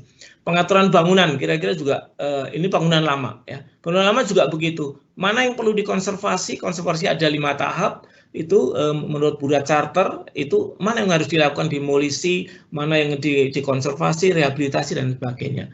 Itu sudah tahu, itu semuanya ada di dokumen RTBL. Saya agak cepat saja. Ruang antar bangunan. Ini juga sangat penting sekali. Ini karena ini pembentukan satu ruang. Batam diuntungkan karena pengaturan jalan-jalan protokol yang luar biasa. Tapi mohon maaf sekali lagi, mestinya juga sudah harus ada pengaturan yang lebih detail mengenai bangunan. Di jalan protokol ketemunya kita ruko 3 lantai semua. Sebenarnya sangat sayang dan tidak proporsional dengan RW yang lebih dari 100. Nah, ini perlu dipikirkan sekali lagi. Apakah seperti itu maunya? Sudah RW-nya besar, bangunannya pendek, gitu ya. Ini karena apa? Ya fungsinya jasa dan waktu itu memang mungkin tidak berpikir pengendalian bangunan untuk intensitas yang lebih tinggi. Oke. Nah, kira-kira ini sebuah gambaran saja bahwa kita juga karena RTBL maka harus ada konektivitas koridor. Sekarang sudah mulai dibangun banyak trotoar di Batam, tetapi saya lihat contoh paling gampang saja. Kita masuk di pelabuhan Batam Center itu tanpa trotoar. Saya tuh mikirnya loh kok bisa gitu ya. Di dekat Pemko malah lupa. Itu banyak orang jalan kaki, orang keluar tapi nggak ada trotoar. Saya mau ngomong kalau di saya. Tapi ini sebuah contoh yang ironi bahwa di situ muka kita menerima orang Singapura yang biasa jalan di fasilitasi pedestrian tidak ada. Gitu ya. Konektivitas itu nggak ada, konektivitas koridor. Oke. Sirkulasi udara ini menjadi hal yang penting kalau kita mungkin tidak terlalu krusial ya. Ini bangunan, kalau sudah bangunan tinggi semua berdempet-dempetan seperti di Orchard Road itu menjadi masalah bagi sebuah perjalanan angin. Bisa menjadi bising sekali tatkala anginnya kencang karena terlalu rapat, dan bisa menjadi panas tatkala tidak ada udara yang bergerak.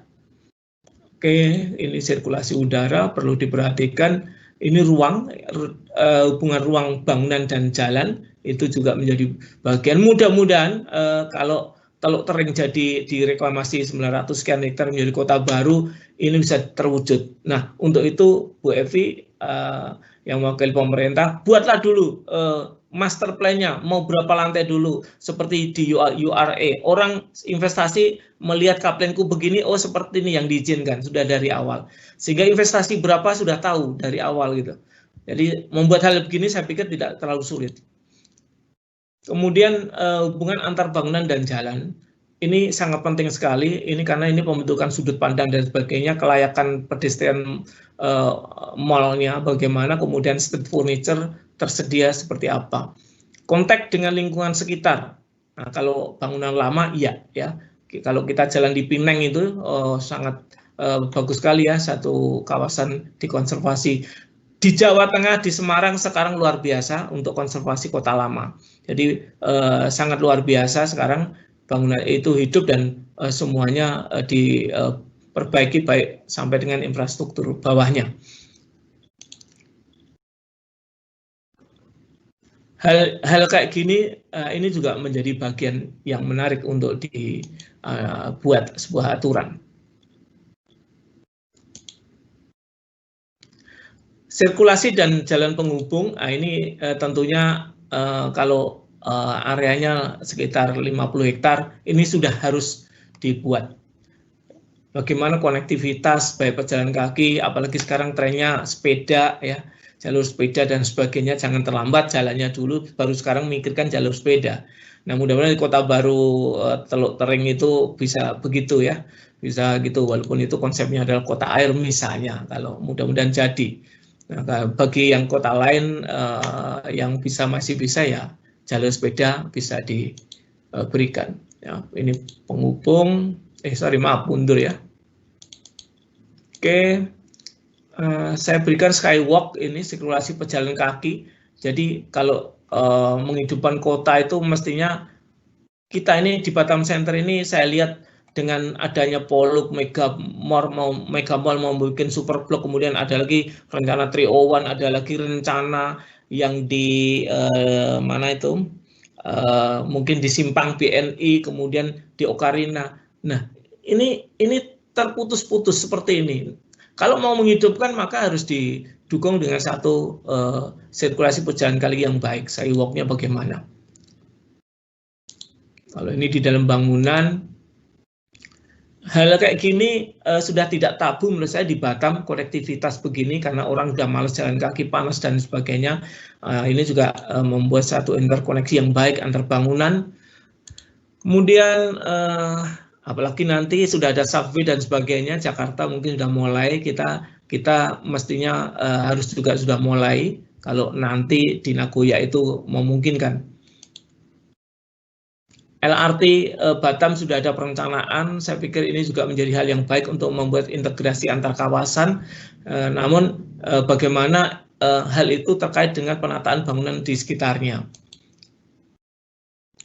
Ruang hijau, nah ruang hijau, wah ini Ruby, Pak Moderator sudah mulai membuat, saya pikir perlu didorong dengan baik supaya terwujud ruang-ruang hijau yang baik. Namun mohon maaf sekali lagi, ada satu kendala perilaku psikologi masyarakat terhadap tidak adanya rasa kepemilikan.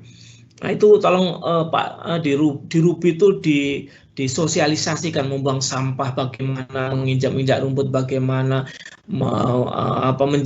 ikut menjaga bersama bagaimana. Kita bisa membangun taman. Saya terlibat di dalam membangun taman itu, setelah itu saya sedih terus karena setelah dibangun maka paling 2-3 tahun hancur, tidak ada. Padahal taman itu sama dengan di rumah kita, diganti tanahnya, disiram, diganti tanamannya dan sebagainya.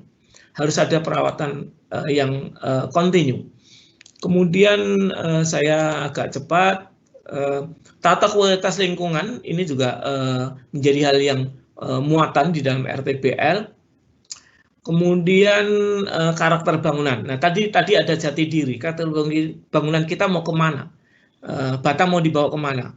Inilah terwujud di dalam RTBL. Di RDTKR ya mungkin sudah mulai dimasukkan dalam narasinya atau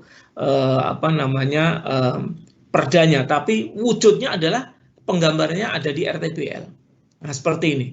Kalau ini bangunan konservasi ya, di GLAM Kampung GLAM dan sebagainya seperti ini ya. Mungkin kita bisa lihat. Pineng, saya terkagum dengan penataan yang di Pineng ya, bagus sekali yang kota lamanya.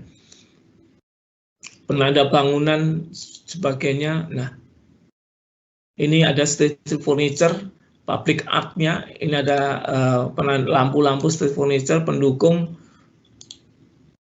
Nah, jangan sampai terjadi seperti ini penandaan yang kacau. Ya. Nah, ini orang pihak lalu lintas, Dishub itu juga harus tahu estetika. Saya melihat harus mulai penandaan ini jangan sampai di jalan begini sudah tahu dilarang, dikasihnya cuman daun-daunan, apalagi cuman dikasih 1-2 penanda yang tidak baik gitu ya.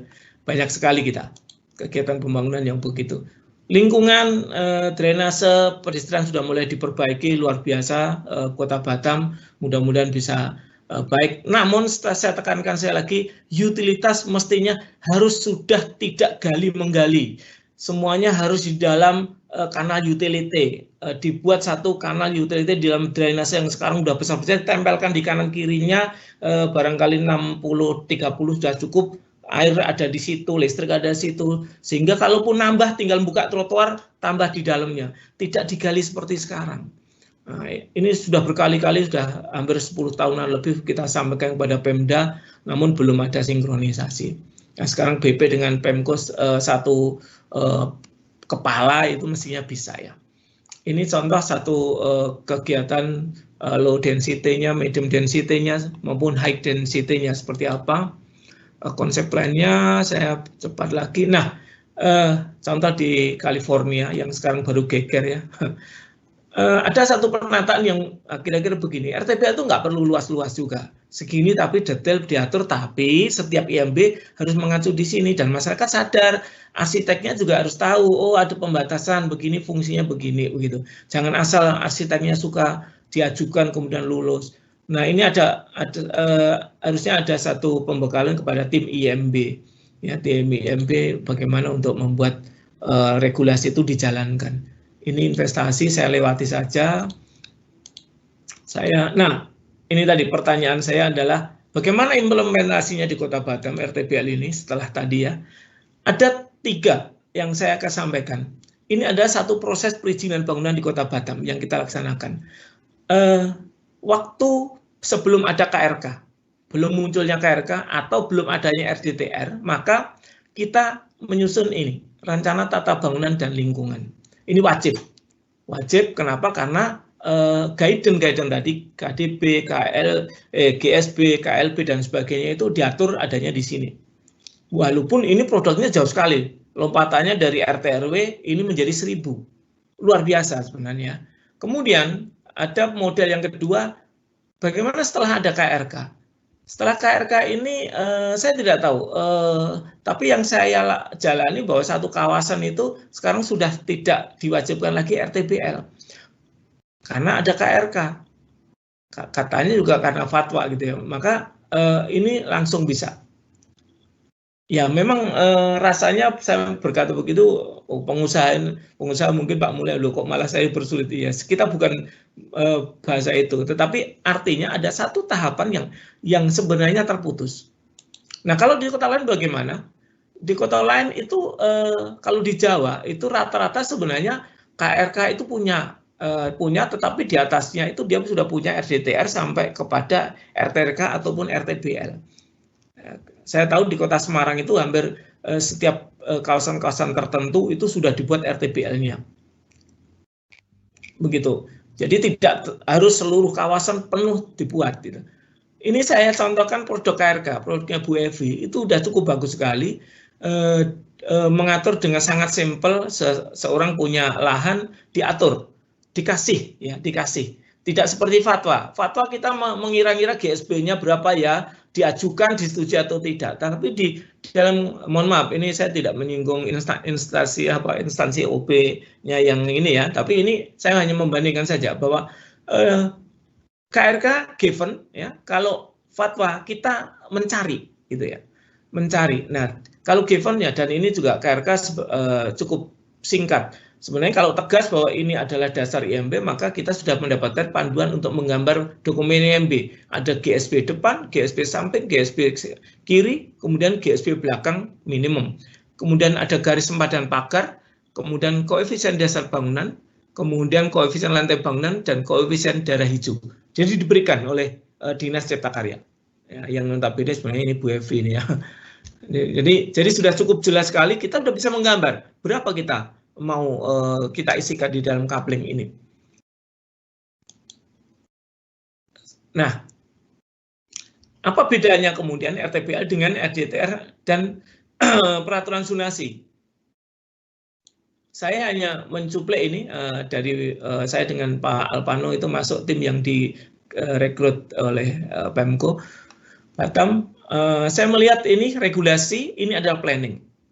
Jadi regulasinya ada di peraturan zonasi, planningnya ada di RDTR. Ini fungsinya RDTR dan fungsi PZ-nya. Nanti dibaca sendiri aja, saya pikir. Tapi sebenarnya sanksi itu sudah mulai ada di dalam PZ-nya. Ada di dalam PZ, peraturan zonasinya.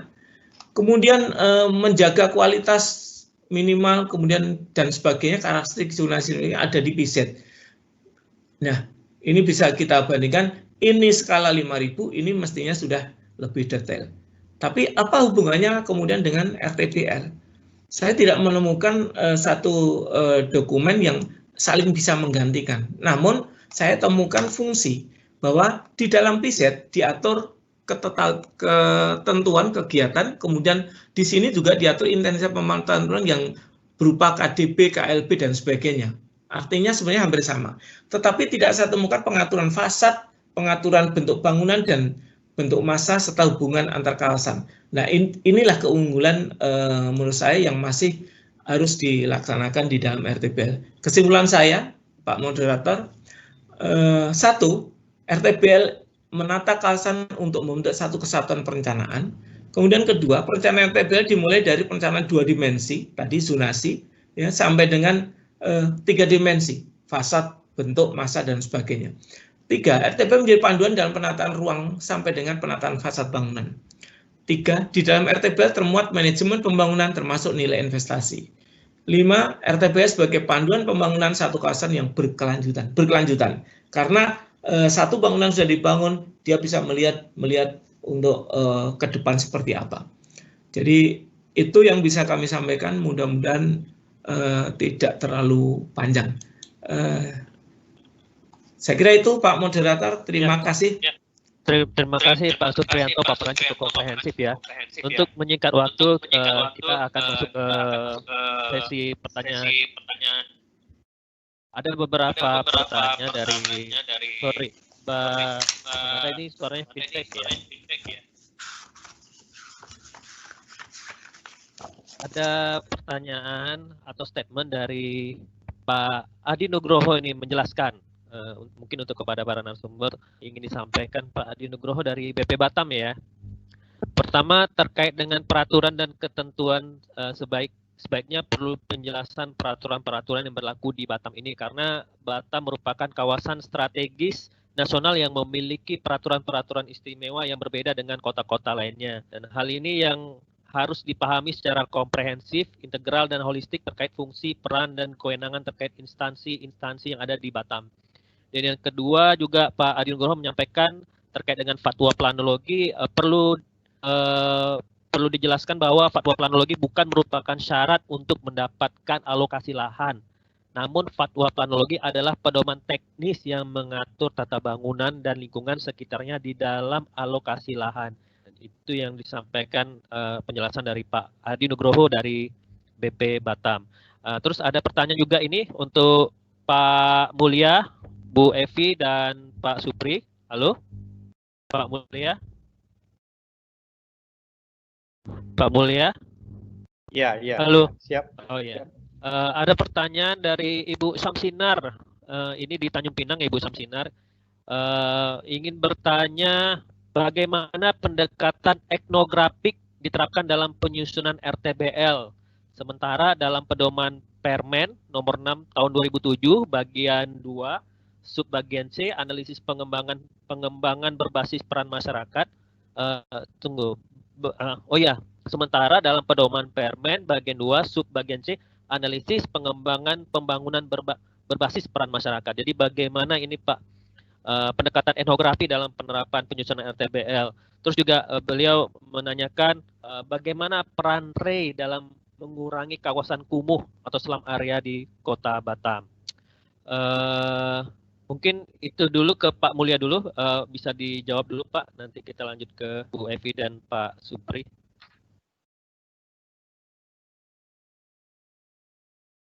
Baik, terima kasih moderator. Jadi kalau tidak saya catat tadi yang pertanyaan pertama dari Bu Samsinar ya, dari Tanjung Pinang ya. Bagaimana pendekatan etnografi dalam RTBL ya, dalam penyusunan RTBL ya. Nah, sementara dikatakan bahwa di RTBL di situ ada menjelaskan bahwa analisis itu berbasis pada peran masyarakat kan. Peran masyarakat ya. Ya, oke.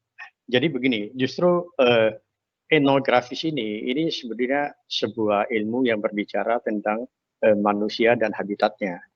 Ya, lalu ini memang dilakukan oleh orang ahli. Tapi kan tidak mesti bahwa itu semua orang seperti kita sebagai developer. Ya, kita tidak semua mampu meng-hire konsultan untuk melakukan studi pasar. Ya. Nah, tapi kita bisa juga melakukan dengan cara kita, pendekatan-pendekatan ya untuk membaca bagaimana ekonomi makro, mikro dan seterusnya industrinya gitu. Nah, jadi dalam hal ini adalah peran masyarakat itu bisa memberikan kontribusi, katakan bahwa sebetulnya masyarakat mengharapkan apa pembangunan Kota Batam ini. Ya, apakah Kota Batam ini akan dibangun dengan tadi katakan seperti Singapura ya, atau seperti daerah-daerah lain di Indonesia yang lebih sesuai dengan budaya kita. Nah, inilah peran masyarakat yang akan diikutsertakan di situ.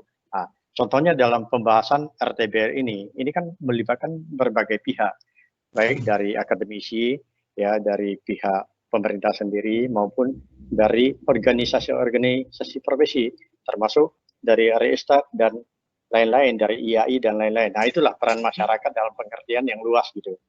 Nah, mungkin itu sementara jawaban dari saya. Yang kedua adalah peran RE, Pak. Dalam ya, bagaimana kawasan kumuh. Peran RE dalam mengatasi kawasan kumuh. Nah, ini ceritanya bisa panjang ini, bisa satu sesi tersendiri gitu. Ya, jadi ini memang menjadi dilema. Ini memang RE menjadi PR. Saya cerita sedikit bahwa pada saat saya masih ketua RE Batam, lalu tantangan kami adalah bagaimana oleh waktu itu wali kotanya Pak Ahmad Dahlan, bagaimana kami menyajikan data tentang rumah liar, rumah yang sudah dibangun dan lainnya, sehingga ada mix and match gitu. Nah, untuk mendapatkan rumah liar, mungkin dari pemerintah kota bisa dapat di titik ini dihitung jumlahnya mungkin 40.000 unit rumah liar. Untuk mendapatkan berapa kekurangan rumah yang ada di Batam menjadi tidak mudah. Nah, berapa rumah yang sudah dibangun?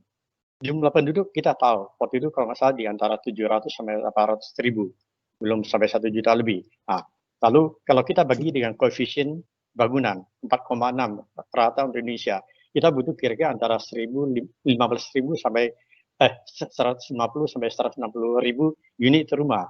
Nah, lalu sebetulnya berapa unit rumah yang ada di Batam pada saat itu? Nah, ini tantangan muncul. Kami coba mengambil data dari BP. Itu ada faktor planologi. Nah, tapi pertanyaannya adalah apakah faktor planologi itu dibangun semua? Kan tidak. ada yang sudah ngurus tapi belum bangun. Berarti data itu tidak menjadi acuan. Ya. Berikutnya kami coba mengambil data dari IMB. IMB juga sama.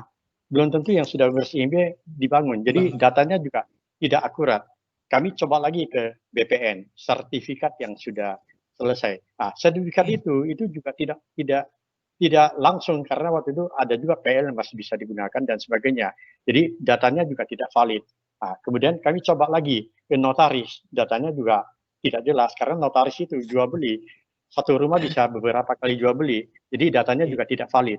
Nah, kami coba lagi ke PLN dan ATB. Nah, ini yang mendekati. Jadi PLN itu mereka mensuplai listrik ke rumah-rumah yang dalam tanda kutip legal. Yang ilegal itu kan sebagian tidak disuplai. Ya, ATB juga sama, konteksnya juga hampir sama. Nah, lalu jumlah langganan, kebetulan PLN dan ATB mempunyai data base yang cukup bagus. Lalu kita bisa dapat, waktu itu bedanya hanya antara 5.000-an, ya, antara 110 sampai 115. Jadi kita menganggap bahwa data ini cukup valid. Lalu kami coba membandingkan yang tadi hitungan kita, bahwa dengan rumah liar 40, jumlah rumah yang ada antara 150.000 sampai 160.000, berarti kalau dikurang dengan itu kira-kira antara 110.000, 120.000. Itu data jadi bisa kami jadikan dasar. Dan waktu itu Pak Wali Kotanya, Pak Ahmad Dahlan, kita coba sampaikan seperti itu. Tapi kami juga waktu itu mendorong Pak Wali Kota ya bahwa sebenarnya Wali Kota kan punya kecamatan punya kelurahan punya kecamatan punya kelurahan. Nah, lalu di situ ada RT RW. Itu kalau data diambil sebenarnya kelihatan jumlah rumah yang ada di Batam kelihatan gitu. Nah, tapi kadang-kadang itu juga tidak mudah. Ah, ini contoh satu di Batam. Kami berhasil lakukan. Lalu beberapa tahun kemudian di periode ketiga, saya ini sekarang periode keempat di DPW RE. Pada periode ketiga, saya sebagai Wakil Ketua Umum Bidang Litbang. Nah, pada waktu di Litbang, kami dikasih PR yang cukup berat, yaitu sama. Kita berbicara housing backlog 15 juta. Lalu ada di mana?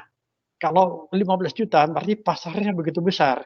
Teman-teman RE fokus saja dibangun rumah subsidi. Pemerintah bisa support selesai masalah rumah liar di Batam.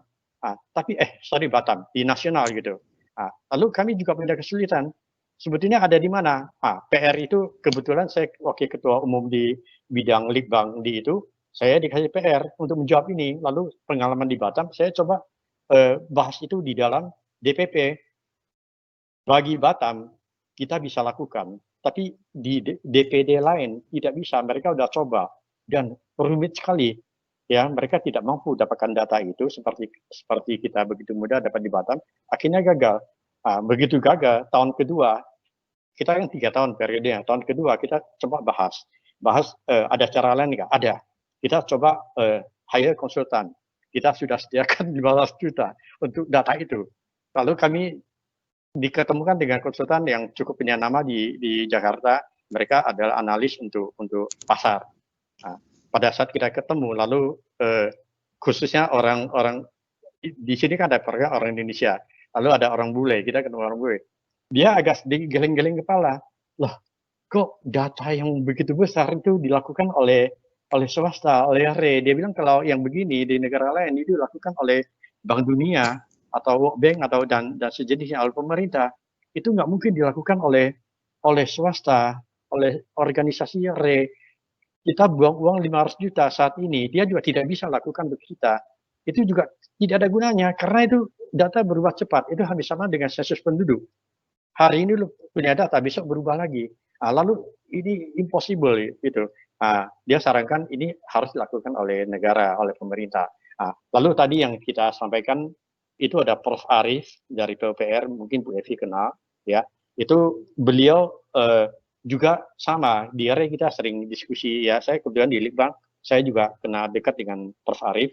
Beliau sekarang ada di PPDPP, ya, bukan di PUPR ini ya, salah satu wadah kayak kita. Saya sekarang bukan di DPP langsungnya, di LSP-nya. Saya sekarang ada di LSP Lembaga Sertifikasi Profesi untuk RE. Lalu di situ kita mulai membahas masukan-masukan dari RE dan Pak Arif mulai memahami bahwa ada sesuatu yang keliru. Ini ada hubungan dengan RBTL. Adalah sebenarnya RBTL ini untuk siapa? Ujungnya adalah untuk end user, untuk masyarakat kita gitu. Nah, lalu kalau RBTL ini tidak kita lihat dari masyarakat kita maunya apa, nanti kita bikin tidak akan nyambung. Nah, demikian juga kami di Pak Arief untuk menangani yang housing backlog ini. Lalu housing backlog ini sebenarnya ada di mana? Kita petakan. Nah, dibikinlah yang namanya SIKASEP. SIKASEP ini adalah bagaimana caranya mereka mendaftarkan sehingga bisa terbaca. Oh, ini permohonan titiknya ada di mana gitu. Sehingga nanti sebagai pelaku pembangunan suplainya juga matching gitu. Nah, ini agak jauh, makanya saya perpendek aja. Jadi intinya adalah pertanyaannya adalah bagaimana peran RE dalam mengatasi itu. Ya, kita sangat concern karena RE ini secara attitude-nya, secara etikanya, kami memang tanggung jawabnya adalah menyediakan papan ya untuk seluruh masyarakat Indonesia. Nah, lalu kalau rumah liar ini ada, ini sebenarnya peluang secara bisnis, ini juga peluang buat kita. Lalu tidak mungkin kami mengabaikan itu. Nah, cuman masalahnya sekali lagi, kita lari ke big data. Kita punya kekurangan adalah di data yang lengkap ini. Sehingga kita melakukan sesuatu kadang-kadang tidak terukur. Nah, ini butuh kerjasama semua pihak. Ya, semua pihak ya dari pemerintah kota juga, ya, dari teman-teman akademisi, dan kami juga di RE dan saya juga di akademisi, ya kita bersama-sama lah, kita lakukan itu. Dan saya ingin katakan bahwa saya punya disertasi untuk S3 itu adalah housing backlog di Indonesia. Nah, lalu yang saya lakukan adalah perbandingan antara Indonesia, Malaysia, dan Singapura. Tapi cerita ini panjang. Tapi satu poin yang mau saya kasih tahu adalah bahwa bagaimana Singapura dengan harga rumah paling murah 2 miliar itu bisa didapati oleh orang yang penghasilannya hanya 10 juta. Kita Indonesia dengan harga rumah yang hanya 150 juta, kita begitu sulit didapatkan oleh yang UMR dengan 3 jutaan, 2 jutaan. Ada something wrong. Nah, ini di mana cara ini ya? Singapura ada caranya. Mereka ada namanya CPF. Mereka ada namanya bagaimana mereka bayar itu. Panjang dia punya ini. Kita hanya berani sampai 10 tahun, 15 tahun. Malaysia sudah 30 tahun. Singapura bisa 70 tahun untuk pembayaran angsuran itu. Nah, lalu ada berbagai cara. Sehingga kalau kita ini waktu saya ambil sudah 3-4 tahun yang lalu, untuk mendapatkan rumah seperti ini 2M, dia hanya bayar 250.000 per bulan. Sementara kita ya yang UMR dengan harga 150 juta itu kira-kira mereka harus keluar antara 1 juta lebih per bulan gitu untuk membayar angsurannya gitu. Nah, disitulah masalah-masalah kita muncul ya. Nah, tapi ini tantangan kita semua. Kita tidak berputus asa. Kita sebenarnya banyak pembanding. Tinggal kesiapan daripada negara untuk mensubsidi itu, kesiapan dari teman-teman pengembang bangun itu, kesiapan dari teman-teman yang peduli di dalam masalah pembangunan ya untuk saling berbagi. Ya, mungkin itu saja. Terima kasih. Terima kasih Pak Mulya untuk respon jawabannya. Selanjutnya ke Bu Evi, ini ada pertanyaan, ada 3 ya pertanyaan ini. Pertama dari Pak Hendro dari IAI Kepri. Desain pada saat pengajuan RTBL kita tahu tidak maksimal atau belum mengakomodir keinginan owner. Bagaimana dengan pengendalian terhadap desain bangunan pada saat izin IMB diajukan? Apakah kalau berbeda akan ada penolakan? Mungkin Bu Evi bisa dengar? Halo Bu Evi? Bisa Pak Alvano. Ya, oke. Itu dari Pak Endro. Satu lagi dari Bu Sam juga bertanya bagaimana meminimalkan konflik kepentingan antara pengelola kawasan dengan program pembangunan berkelanjutan pada saat penerapan peraturan zonasi dalam penyusunan RTBL kawasan. Itu dari Bu Sam Sinar. Dan ini pertanyaan terakhir dari Pak Lukman. Mungkin bisa dijawab Bu Evi juga ini atau Pak Supri. KLB sering dihubungkan dengan luas lantai maksimum. Apakah tidak perlu dibuat aturan mengenai luas minimum yang harus dibangun, tentunya dengan tetap mengikuti aturan KDB agar tidak menjadi perdebatan apakah pembangunan di lokasi itu harus high rise atau tidak, dan sebagainya. Jadi dari awal pemohon lahan sudah mengetahui hal tersebut. Ini mungkin juga bisa ditanggapi juga oleh Pak Supri nanti terkait tadi siapa dulu yang menentukan rencana. Silakan Bu Evi. Terima kasih Pak Alvano. Pertama, sekaligus menanggapi informasinya Pak Adi tadi, benar maksud yang terkait pertama tadi sudah saya sebutkan bahwa RTBL itu didasarkan pada RT/RW, RTR, kemudian RDTR. Nah, RTR di sini tentu ada aturan-aturan yang sifatnya strategis nasional. Hanya saja itu kan belum operasional. Jadi penyusunan RDTR yang mencakup di dalamnya PZ yang sedang kita susun sekarang sudah disinkronkan dengan aturan-aturan nasional tersebut. Nah, tadi mungkin terkait dengan perbedaan ya. Jadi banyak yang bertanya apa sih bedanya antara fatwa. Jadi mungkin maksud saya bukan permohonan lahan, artinya lahan dia sendiri gitu. Jadi terima kasih informasinya Pak Adi. Artinya setelah memiliki lahan baru mengurus fatwa gitu ya. Jadi isinya adalah informasi-informasi itu. Nanti bisa saya rangkum sekalian untuk Bu Samsinar khususnya. Sekarang pimpinannya sudah jadi satu. Mudah-mudahan tidak ada konflik lagi sih Bu ya. Jadi penyusunan RDTR dan RT/RW ini sendiri juga sudah melibatkan stakeholder di TKPRD. TKPRD kan kita tahu di dalamnya ada BP Batam, ada BPN, ada Satuan Pengelola Hutan Lindung dan stakeholder lainnya. Kemudian untuk Pak Hendro, kalau belum mengakomodir keinginan owner, berarti keinginan ownernya bertentangan dengan PZ yang ditentukan, gitu kan? Nah, berarti kalau IMB nanti, apalagi sudah ada RDTR, PZ-nya pasti sudah ditentukan. Nah, PZ di sini tentu berupa ITBX. Nah, ITBX itu merupakan salah satu lampiran dari RDTR. Di dalamnya ada intensitas bangunan, di dalamnya juga ada pengaturan bangunan, perparkiran, kemudian persyaratan prasarana minimal yang dipersyaratkan dalam lahan atau kawasan atau per zona. Jadi harusnya kalau RTBL harus mengacu pada PZ dalam arti yang saya sebutkan tadi, ITBX, intensitas dan lain sebagainya, ya nggak ada masalah dengan IMB harusnya karena di RDTR sendiri di pasal terakhir itu sudah harus disebutkan instansi si pengendali perizinan, yaitu dalam hal ini pengendalinya adalah yang terkait dengan tata ruang, kemudian yang terkait dengan perizinan, seperti itu. Masalah Pak Lukman, jadi kemarin tentang intensitas bangunan kita sudah mendiskusikannya antara BP dan Pemko. Kita mengakomodir, bukan mengakomodir, kita diskusikan apa-apa yang sudah diberikan atau dikeluarkan dalam fatwa dan dalam perizinan yang sudah ada dan kita diskusikan, kita cari yang terbaik.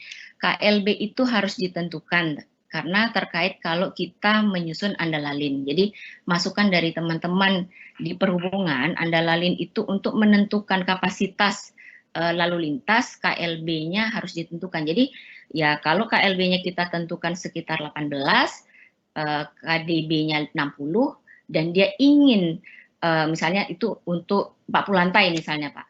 Kalau 40 lantai dia ingin lebih, berarti KLB-nya itu yang kita pegang Pak, seperti itu.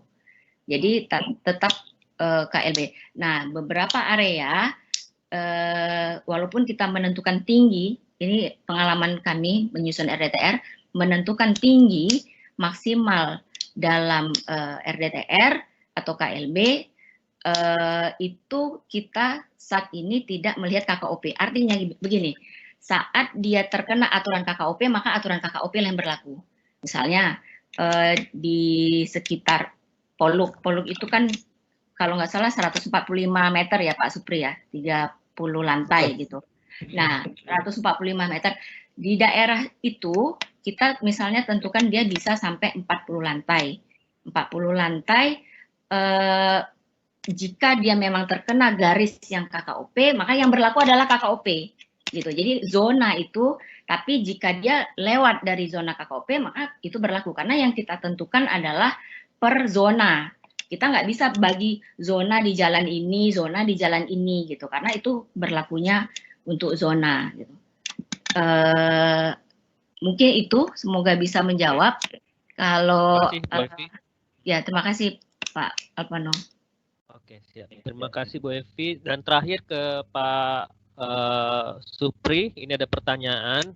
Bagaimana pendapat Bapak terhadap nilai lahan dan struktur ruang dengan penentuan jumlah lantai bangunan yang dikaitkan dengan nilai investasi agar terjadi keseimbangan pengembangan kawasan? Terus yang pertanyaan kedua dari Pak Purwo, bagaimana peran RTBL dengan kondisi sekarang? Batam terlihat seperti kota organik, tidak begitu terlihat RTBL-nya berjalan sesuai dengan rencana. Apa evaluasi dari pemerintah dan menanggulangi hal-hal seperti ini? Mungkin tadi ini harusnya ke Bu Evi juga ya, tapi mungkin bisa ditanggapi oleh Pak Supri. Silakan Pak. Oke, terima kasih. Ini pertanyaan saya pikir terkait sekali dengan pertanyaan Pak Lukman ya. Jadi kalau kami ini dari praktisi, ya kalau kami yang terlibat di dalam perizinan, kami sebenarnya pengen pemerintah Kota Batam terutama ya, karena Kota Batam ini kalau di dalam Permen PU tadi adalah termasuk kota yang perkembangannya cepat, artinya di dalamnya pas betul harus membuat satu dokumen RTBL. Jadi di situ ditekankan sekali RTBL sangat diperlukan untuk perkembangan kota yang cukup besar. Nah, Batam masuk dalam kategori itu tentunya. Nah, untuk hal ini tadi dijelaskan KLB oleh Bu Evi. Saya melihat harusnya dibedakan. KLB itu tidak semuanya berlaku misalnya maksimum saja yang diatur, tapi juga ada minimum untuk kawasan-kawasan tertentu yang memang sudah ada batasan minimum. Contoh misalnya Nagoya itu tidak mungkin kalau sekarang ini diberikan izin untuk bangunan hanya satu lantai atau katakanlah maaf tanda petik seperti Pujasera misalnya gitu ya. Mestinya sudah tidak. Tapi kalau saya sebagai pemilik lahan, acuannya mana? Kami tidak punya sebuah aturan yang mengatur kepada tidak dibolehnya dibangun Pujasera di kawasan ini. Contoh kan ada itu satu Pujasera baru yang mungkin itu juga mohon maaf karena tanah itu lama kosong barangkali hanya untuk menyelamatkan ya. Tapi at least bahwa sebenarnya pemerintah bisa berbuat lebih banyak untuk mengatur nilai lahan itu yang begitu mahalnya dan tidak ada duanya di dalam kota di sekitar Nagoya. Sangat sayang kalau hanya dibangun bangunan satu lantai yang nilai lahannya menurut Pak Lukman tidak terpenuhi. Itu. Nah, saya dengar misalnya contoh lahan di dekat hotel yang kosong itu. Dari saya pertama ke 2001 sampai hari ini juga belum dibangun. Dan pernah satu saat saya mendengar harga itu sudah per meter 40 juta itu. 40 juta itu menurut saya satu lahan yang di Batam mungkin cukup paling mahal ya, saya tidak tahu ya. Tapi juga ada di pojokan. Nah, itu tentunya hal yang seperti ini IMB dan sebagainya pasti akan mengacu kepada nilai lahan. Tidak sekedar dibangun diberikan begitu. Nah, di dalam RTBL tadi saya sampaikan kalaulah kita membuat sebuah kawasan yang high density atau kalau lingkungan pemukiman adalah R1 kepadatan dan sudah tinggi, waktu itu kita simulasikan pemukiman R1 itu ketemunya itu kalau di Nagoya itu minimum sudah di atas 18 lantai waktu itu kalau tidak salah kita simulasi di dalam presentasi RDTR itu. Maka masyarakat tentunya harusnya tahu bahwa lokasi-lokasi tertentu itu kalau ngambil lahan di sini konsekuensinya harus investasi di sini gitu. Jangan hanya karena punya uang bisa beli tanahnya tapi tidak punya gambaran harus investasi yang besar. Tahu-tahu dia hanya membangun 3 lantai ruko gitu. Ya ini yang saya masa dengan Pak Lukman perasaan saya sangat sayang sekali khawatir ini tidak men-trigger kepada perkembangan Kota Batam, terutama ekonomi. Dengan lahan yang sangat terbatas, hanya diinvestasikan sedikit kegiatan. Nah, ini dampaknya kan kepada ekonomi kota sebenarnya, kan begitu. Nah, sehingga ada satu kawasan-kawasan khusus yang mestinya sudah mulai masyarakat tahu, apalagi dibuat market putih seperti di URA, di uranya Singapura itu. Nah, kalau Mas Pur mengatakan bagaimana RTBL dengan kondisi sekarang, RTBL kondisi sekarang kalau ditanya tidak bagian-bagian kota yang sekarang ini banyak yang belum disusun, hanya beberapa saja, dan itu bukan, mohon maaf sekali lagi, saya yakin tidak pernah dibuka dalam saat atau pada saat orang mengajukan IMB kalau terkait dengan RTBL. Kenapa? Saya tahu persis bahwa dokumen itu tidak dipegang oleh semua unsur rentetan pelaku yang mengeluarkan atau memeriksa IMB. Nah, begitu. Jadi ini kekhawatiran saya. Nah, dengan sistem OSS ini mestinya klik-kliknya itu sama dengan NIB kita perusahaan gitu. Kalau diklik di ordinat ini, mestinya di komputernya di OSS atau di PTSP itu, oh sudah ngeklik itu. Oh di sini RTBL-nya begini loh, RDTR-nya begini. Nah ini perlu dibangun sistem ini mahal ya, tapi perlu dibangun itu. Perlu dibangun sehingga sama dengan NIB, begitu NIB-nya perusahaan saya A dimasukin nomor IMB, maka oh perusahaan saya itu hanya jasa konsultan di sub bidang ini. Begitu. Jadi ini kerja keras menurut saya, tapi ini menurut saya juga jangan terlalu lama. Dalam 2-3 tahun harus selesai dibangun. Karena RDTR selesai Pak Moderator. Kalau pansus ini masuk dan 1 bulan 2 bulan ini selesai diundangkan, maka sesegera mungkin diikuti dengan perencanaan teknis yang notabene ada skala 1000, apakah itu RTBL atau kalau tadi Mas Adi Nugroho mengatakan fatwa, tapi saya tidak pernah tahu fatwa itu menginduk dari perencanaan makro yang mana. Saya tidak pernah tahu. Yang saya tahu bahwa saya menggambar fatwa itu dari PL, saya kira-kira sendiri garis masa saya kira kemudian saya ajukan disetujui. Saya tidak pernah diberikan data misalnya seperti di Surabaya itu contohnya, mohon maaf kalau memang aturannya beda, tapi di Surabaya itu kami datang di dalam, saya pernah ke sana ya dengan Pak Gintoino waktu itu, datang ada satu counter, ada komputer membawa sertifikat, diarahkan, oh ini letakkan di sini, di entry, keluar di situ. Itu untuk apa dan bagaimana guidance-nya sampai kepada ketinggian bangunan. Nah, mudah-mudahan seperti itu. Saya pikir itu yang bisa saya jawab Pak Munadar dan para pemirsa. Terima kasih Pak Supri. Terima kasih Pak Supri, mengingat waktu juga sudah semakin dekat dengan closing. Jadi saya coba rangkum ya semuanya pembahasan terakhir ini. Pertama, penyusunan dokumen RTBL selain